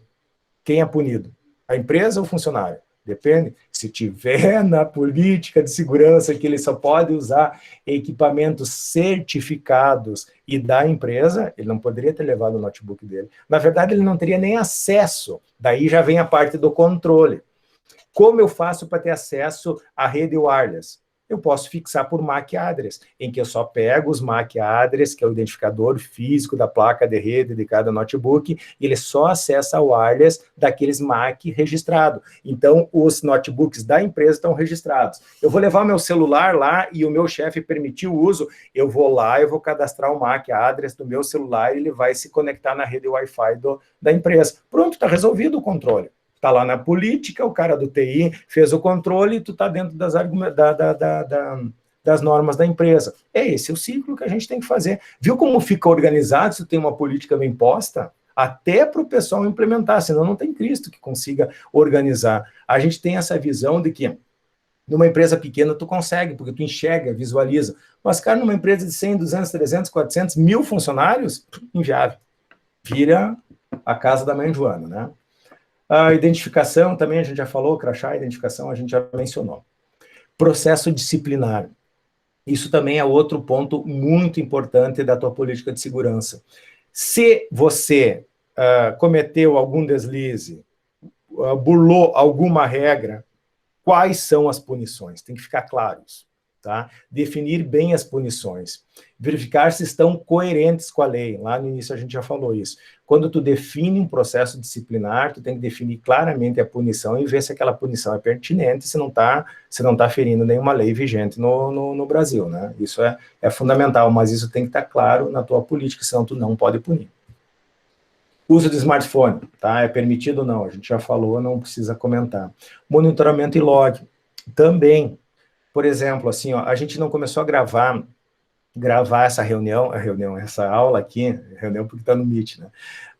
Mas um princípio, se isso aqui não fosse uma aula, se isso aqui fosse uma reunião, o que aconteceria? O próprio Meet te dá essa opção. As ferramentas de videoconferência, hoje, na sua totalidade, fazem isso. Quando tu começa a gravar, ela te pede autorização para gravar. Tu tem que ter a consciência que você está sendo gravado.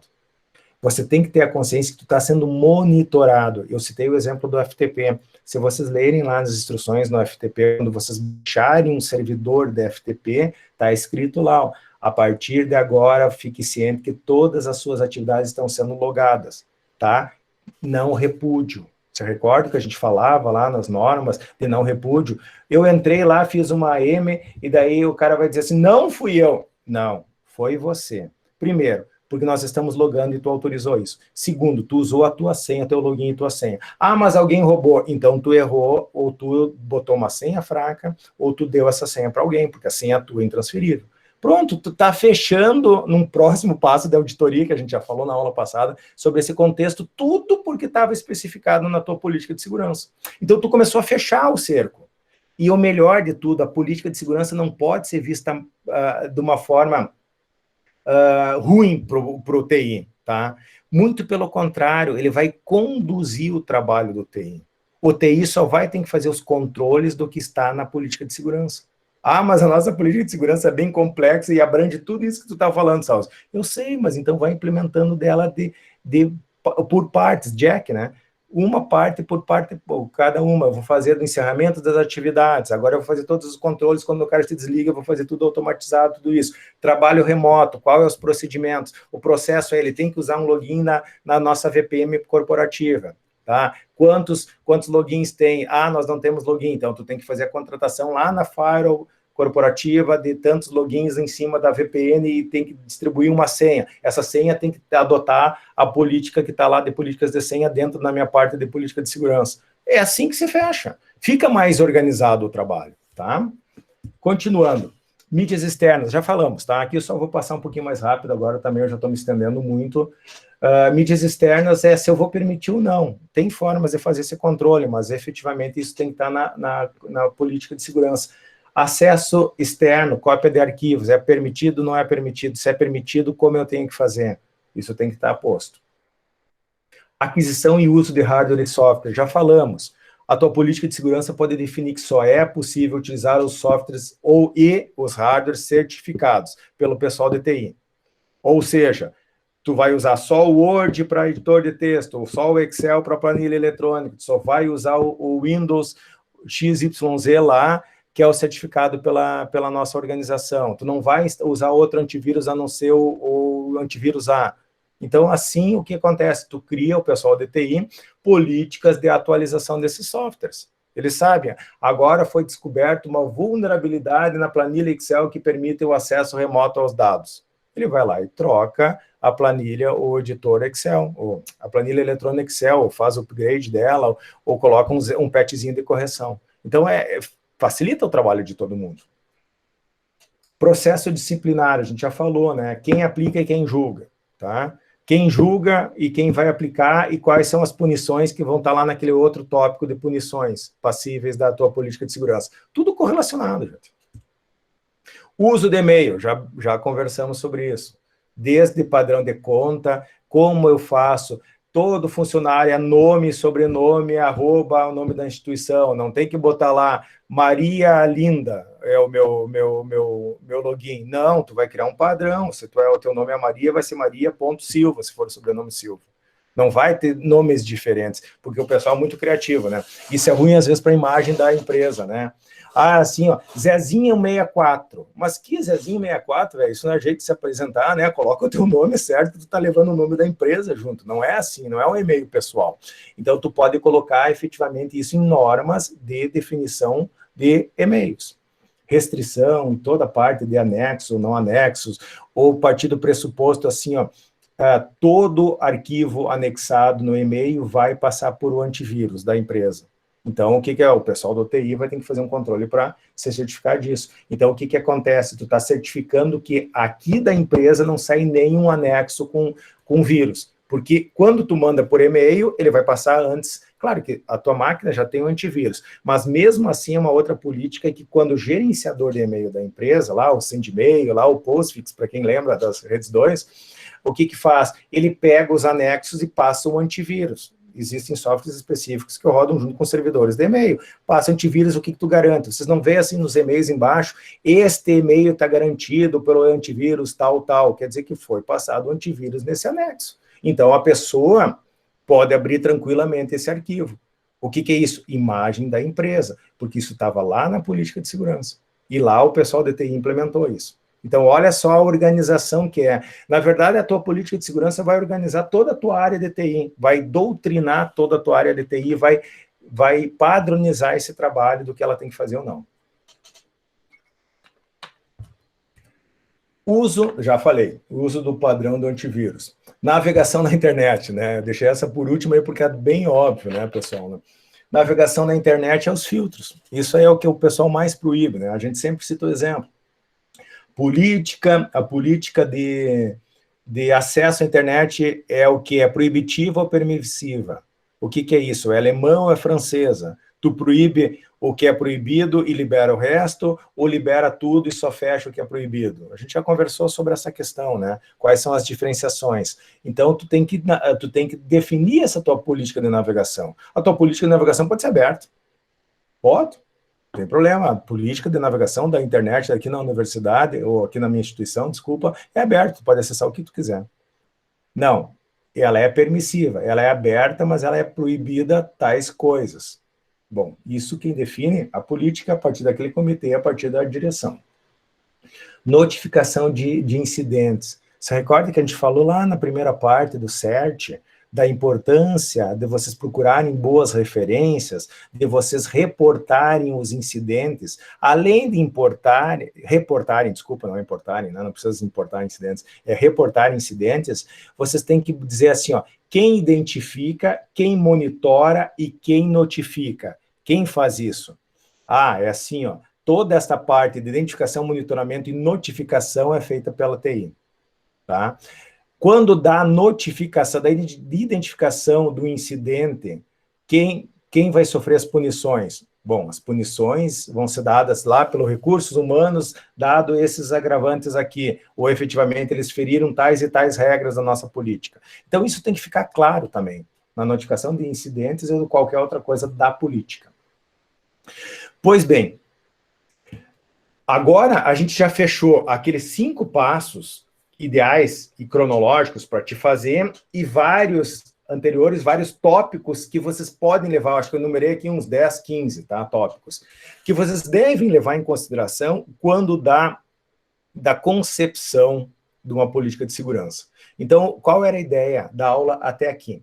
Da aula até aqui eu mostrei basicamente o que era uma política de segurança, qual a importância da política de segurança, como ela pode ser utilizada como um instrumento de governança de ITI, né? Porque se tu definir bem, a partir da definição, tu pode implementar de forma segmentada ou não, pode definir os teus controles, mas qual o referencial que eu uso isso? Eu vou usar os slides do Sausen, era só para explicar para vocês, não, vocês não precisam usar os slides do Sausen. Isso está tudo padronizado, pessoal, na famosa ISO Família 27000.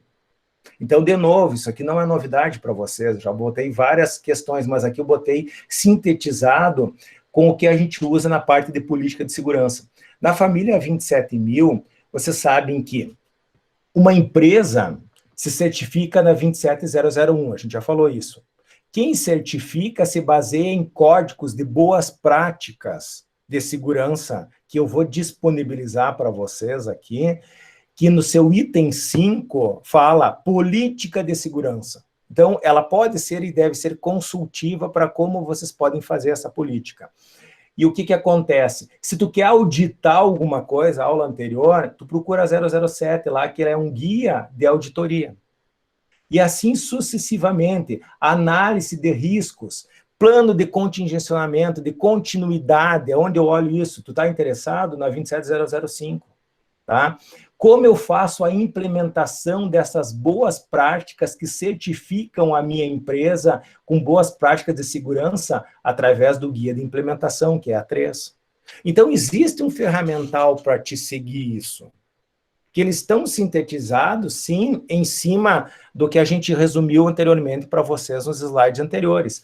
Quais são os controles? A 4 fala sobre as medidas, sobre as métricas que eu posso usar para ver se o meu controle está adequado à minha implementação sobre estes códigos de boas práticas. Então, existe, assim, ó, uma farta literatura que te dão toda esse suporte a esse desenvolvimento.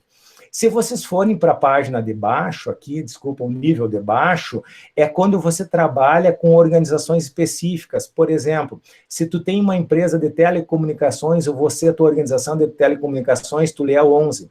Se é uma empresa de saúde, uma organização de saúde, é a 27799. Se for uma bancária, lá eu acho que é a 15, eu não me recordo, mas cada setor tem uma norma específica que pode ser um guia.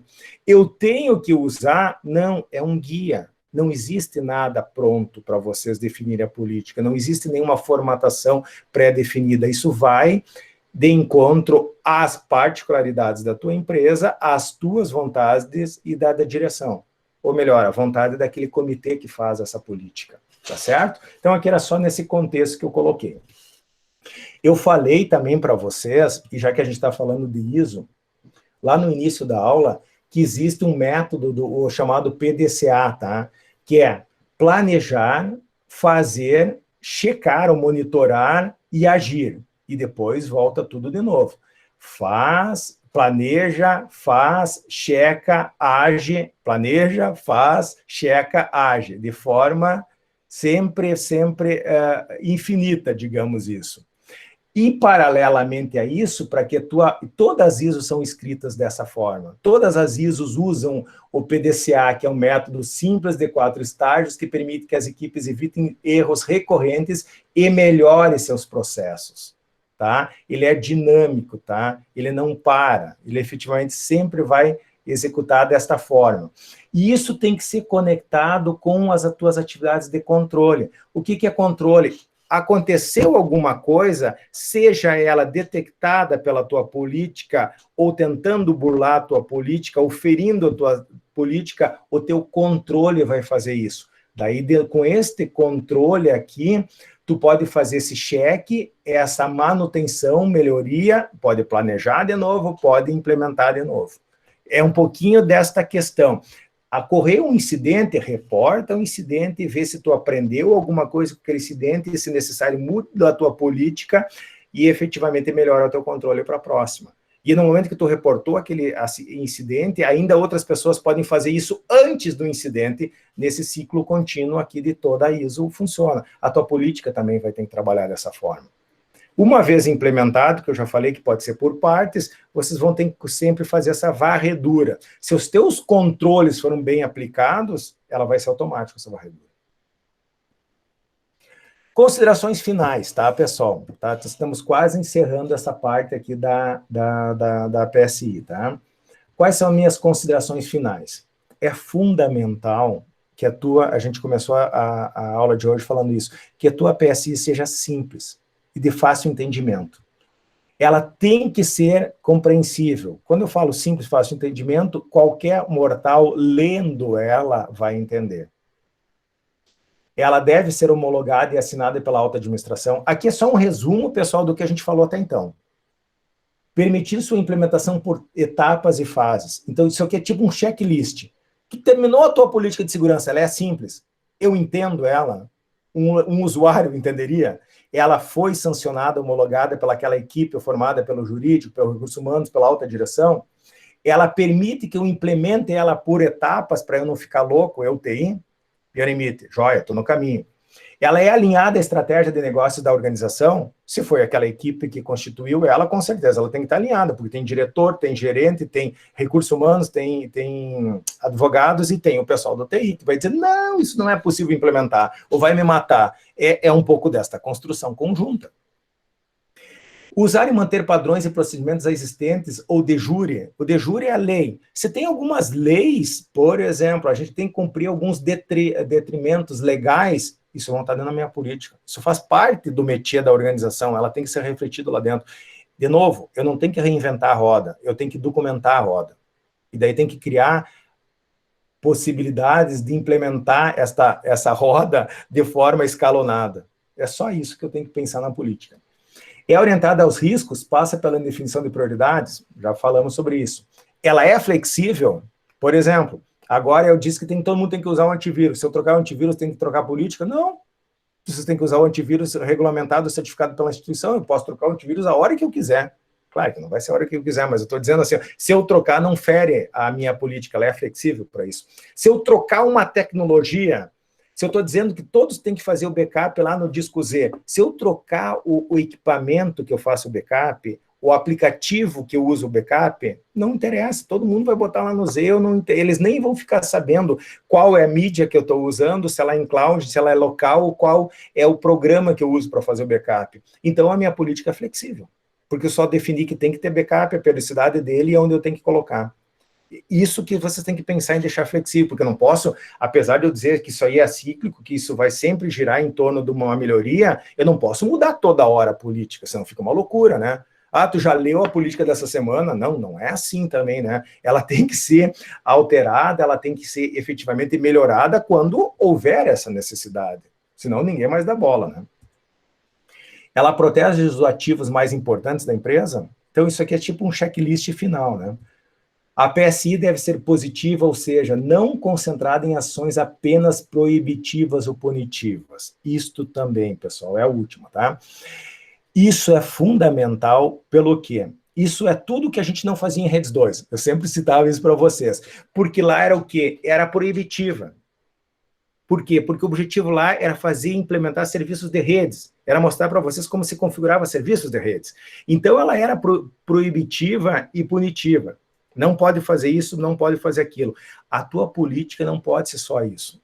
Senão o usuário enxerga ela como um problema. Eu só não posso fazer, eu só não posso fazer. Tem os meus direitos lá dentro também. Tem as minhas boas práticas lá dentro. O usuário tem que ler aquilo e entender, se eu realmente fizer o backup lá no Z, não vai ter problema, eu vou estar sempre com meus dados salvos. Estou sendo recursivo nesse exemplo aí só para mostrar que ele pega todos esses itens. E, obviamente, que não é só isso, né? Tem outras coisas. Tem mais ainda. Desculpa. Não existem modelos prontos de política de segurança. Já falamos, né? Você tem que definir ela. Não existe política de segurança certa ou errada. Tá? Isso aqui é correto tu botar na tua política, isso não é correto tu botar na tua política. A gente acabou de dizer que não é muito legal tu fazer ela muito proibitiva. Mas não é errado tu fazer proibitiva se a tua política e a tua empresa tem que ter essas questões, tá? É sobre esse viés que não existe o certo ou errado aqui, existe o atender os teus ativos ou não, o proteger os teus ativos ou não, os teus ativos mais importantes, é esse o contexto. A PSI deve ser definida de acordo com cada organização, meio óbvio isso. Principalmente, ela deve ter o quê? Ser aplicada a toda a organização, foi como a gente abriu a aula de hoje, deve definir um objetivo claro, deve definir responsabilidades, deve definir escopos e, finalmente, deve definir as punições. Tem mais ainda. Opa, desculpa, faltou uma aqui. E deve seguir leis e regulamentos, que a gente já mencionou, que efetivamente são leis e regulamentos que já existem dentro da empresa, a tua PSI deve efetivamente refletir isso. E a última parte, aqui agora a última parte, apesar de eu dizer que não existe um framework, um modelo pronto, eu coloquei aqui, né, o contrassenso, eu coloquei e fiz uma compilação das literaturas que existem por aí, principalmente técnicas e artigos em livros, que dizem assim, o que seria um framework? Tu tem que ter uma introdução, tu tem que ter a parte da lógica, segurança física, os incidentes e punições. Tem que ser assim, pessoal? Não, eu mesmo estou dizendo que não, mas é um pouquinho para, eu estou completamente perdido. A aula de hoje era política de segurança, então ao invés de tu ler todas aquelas questões das ISOs que eu já passei, dos livros que eu já passei para vocês, eu tentei fazer um apanhado geral. Tem que ser assim? Claro que não, isso é um indicativo. O trabalho de vocês é justamente usar este material, se aprofundar, que a gente já vai falar adiante, e criar esta política. Então, o que eu tenho que ter na minha política? E a gente vai mostrar uma para vocês logo em seguida. Uma introdução, em que eu tenho uma apresentação, eu tenho os objetivos, eu tenho declaração da administração, que ela está consciente e ela está autorizando isso. Tem que ter as definições, que é os jargão, os termos técnicos, lista de acrônimos, como vocês quiserem lá, as definições que aquele mero mortal possa entender. Não aquele linguajar técnico que nós entendemos, mas o usuário não entende. Tem que dizer quem fez essa política, quem formou essa comissão, aquela comissão que a gente falou anteriormente, né? Tem que estar claro qual vai ser a divulgação e a distribuição dela dentro da política, aquilo que a gente já conversou. Tem que fazer o versionamento, essa aqui é a versão 1.0 da nossa política, essa aqui é a versão 1.5. Por quê? Porque talvez alguém já tinha lido a 1.4, para ele se atualizar. Mas, de novo, muita calma nessa hora, né? Não façam tantas versões aí que vocês não vão saturar outros usuários. Tem que ter aquele famoso bom senso. E do tipo assim, tipo umas RFC, né? As Request for Comment do TCP. Versão 1.4, ela substitui a 1.5. Isso é óbvio, né? Porque você está na cronologia, mas deixar isto claro num versionamento. Manutenção da segurança da informação, como vai ser feito isso? A parte da segurança lógica, como é o acesso à internet, como é o acesso à rede interna, como é o acesso à rede externa, tem uma DMZ, não tem uma DMZ, o armazenamento da informação é feito como? Aquilo que a gente já conversou. Existe o problema da propriedade intelectual, tudo que tu desenvolve, se tu é um desenvolvedor, uma empresa desenvolvedor, tudo que tu desenvolve aqui dentro é de quem, cara pálido? É tua ou da empresa? Óbvio que é da empresa, né? Mas isso tem que estar claro, que é a propriedade intelectual. Uso dos sistemas corporativos, quais sistemas tu pode usar, a parte de certificação, tanto de hardware quanto de software. Uso de e-mail, uso de senha, sistemas de troca de mensagem. Eu posso usar as mensagens instantâneas dentro da empresa? Está liberado o WhatsApp? Sim ou não? Porque ele pode ser uma porta de entrada, ou melhor, uma porta de saída, né? Eu posso fornecer informações da minha empresa via WhatsApp. Eu posso botar algum vírus para dentro, através do WhatsApp, através de um phishing lá, para acessar alguma página externa. Mas daí vai ficar só dentro do teu celular. Sim, mas se aquela porcaria está com o WhatsApp dentro do teu computador da empresa. Então, tudo isso tem que pensar. O uso da telefonia, por exemplo. Tá? Quase ninguém mais usa telefone, mas ainda é importante. Eu posso usar a telefonia para quê dentro da empresa? Para particular ou não? Entra também na parte de política de segurança. Isso aqui realmente é clássico, tá? Hoje, atualmente, a gente não usa muito telefone, né? Segurança física. Outro item poderia ser a segurança física. Como é a gestão da segurança, o ambiente da segurança, o controle de acesso, o uso de chaves e alarmes, tá? Sejam elas lógicas ou físicas. Incidentes e punições, aquilo que a gente já falou, quem vai reportar, se ocorrer um incidente notificado, quem é o responsável, quem pune, quem notifica e quem pune, quem notifica o incidente e quem faz a punição a quem fez esse incidente, se é que vai ser punido. Isso tudo pode ser no que eu chamei de exemplo, num framework. É tipo um checklist também isso, né?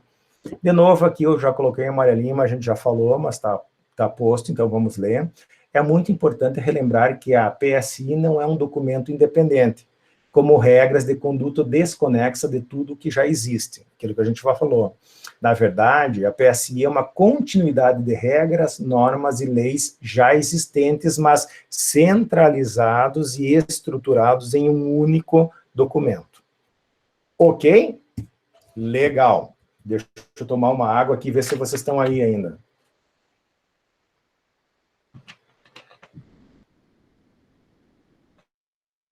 Deixa só um pouquinho aqui, pessoal, que está voltando a saída do modo de apresentação. Não sei por que demora tanto. Pois bem, voltamos. Deixa eu ver aqui. Então, aí ainda não dormiram? Estamos aí. Estamos aí, professor. Oi, Leonardo, obrigado pelo retorno. Legal. Pessoal, antes de eu continuar, eu agora 9 horas.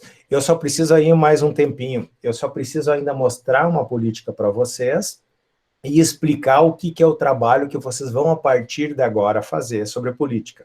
Nesse contexto, algum comentário, alguma dúvida? Eu fiquei umas 2 horas falando, chego a estar rouco, mas pelo menos eu tentei sintetizar de toda aquela literatura que eu passei no início para vocês, de todas as normas, o que seria assim, de novo, sem ter a ambição de fazer um framework do que seria uma política, mas passar para vocês os itens que vocês deveriam levar em consideração no desenvolvimento de uma política. Desmistificar o que eu acabei de fazer em Redes 2, eu estou frisando isso, desculpa quem não foi meu aluno em Redes 2, mas eu deixava bem claro, política de segurança é uma coisa muito maior do que a gente implementa em Redes 2, que era o viés de implementar serviços. Agora eu acho que ficou isso mais claro para vocês. O próximo passo é justamente vocês criarem uma política de segurança. E vocês vão ter tempo, como eu sempre faço, essa disciplina é para ser trabalhado em aula. O desenvolvimento, vocês vão ter 2 aulas a contar da semana que vem para desenvolver essa política. Eu só preciso trabalhar mais um tópico, que é na última aula que antecede a prova, que é a análise forense. Mas é um papo rápido, que é um pouco de auditoria, um pouco de lei, um pouco de implementação da tua política. Vocês vão ver que não é uma coisa assim extraordinária. Mas fora, antes de eu mostrar uma política de segurança para vocês, vocês ficaram com alguma dúvida, querem traçar ou tecer algum comentário? Tudo entendido?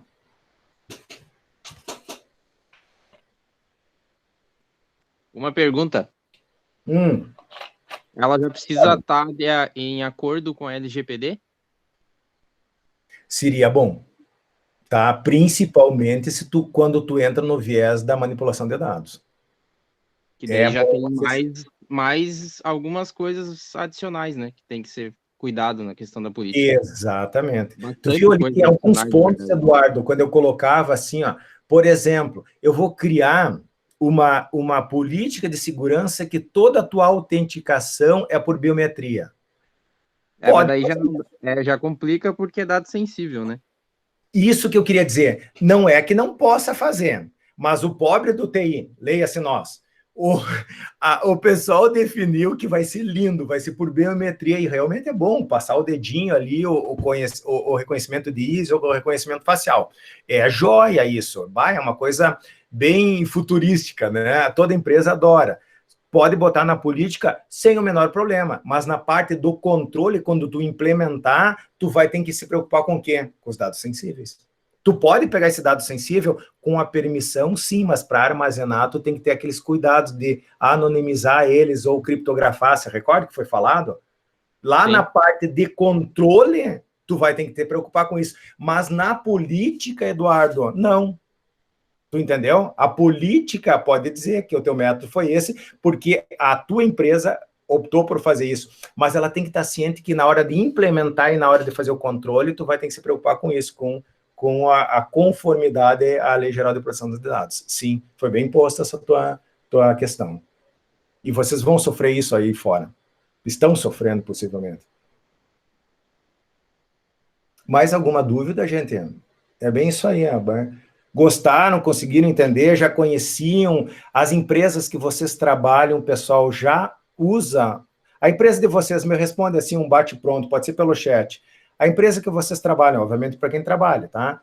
Tem política de segurança? Se tem, vocês conhecem?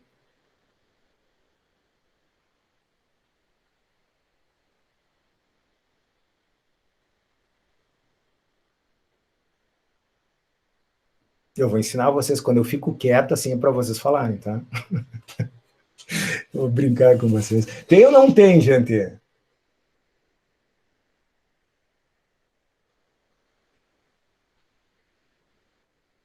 Tem. Caçuelo, proxy não é a política de segurança. A proxy é a implementação da política. Assim, e controle de USBs. Então, eu parto do pressuposto que existe uma política, ela é controlada em uma parte por um proxy. Isso tem que ficar bem claro, né? De novo, para a gente desmistificar que a política é só proibitiva.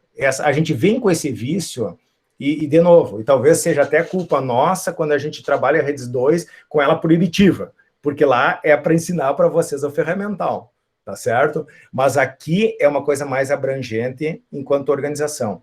E o resto, pessoal, de vocês aí, o pessoal que trabalha, a empresa de vocês, não precisa identificar a empresa, tem ou não tem política?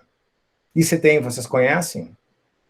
Uma política completa, bem informada, não. O que tem são aquelas recomendações, mas não que isso esteja escrito, especificado numa política que é passada para todo mundo, que a pessoa tem que ter ciência. Não, isso não tem. No meu caso, não tem. Eduardo, assim, ó, isso que eu falei, por incrível que pareça, várias empresas têm o que é aquele senso comum. O teu chefe disse que não pode fazer isso, o teu chefe disse que não pode fazer aquilo. Não, tem um proxy, que nem o Caçuelo falou, por isso que eu não estava corrigindo o Caçuelo. Eu estava falando isso de propósito, porque isso é muito normal. Não tem uma política de segurança na empresa, mas tem filtros. E daí o pessoal sabe, isso é proibido, mas não está formalizado. Então, se tu ludibriar esse proxy, tu não pode nem ser punido. Eu dizer, tu que não sabe, claro que você vai para a rua. Não, mas eu quero dizer, não está formalizado.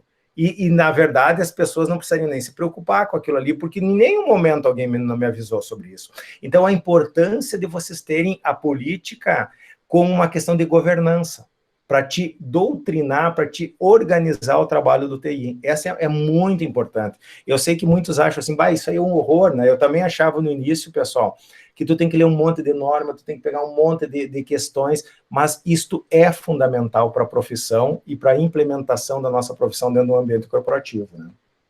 Tem mais nada por escrito. Exatamente isso. Eu diria assim, ó, por isso que eu queria o feedback de vocês. É sistemático essa questão.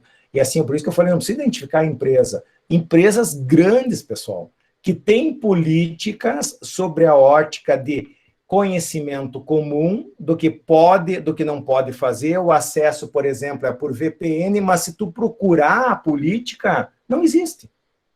Daí é aquela coisa que, na verdade, o que existe é aquilo que a gente já falou. Existem várias normas, vários regulamentos, vários protocolos, mas eles têm que ser postos através de uma política. Porque, por exemplo, se chega um auditor, o cara não sabe. Ele diz, não, mas a gente não pode acessar sites XXX, porque não, tem o proxy lá. Não, mas onde é que está a política? E o resto tu pode fazer? Não sei. Tu viu que a coisa fica solta? Então, é nesse sentido que eu queria mostrar para vocês a importância da gente ver e estudar esta política. E para finalizar, e antes de eu explicar a política propriamente dita, pessoal, duas coisas. Lá no Classroom, eu já disponibilizei, só que agora, vamos lá. Deixa eu só aqui parar a gravação.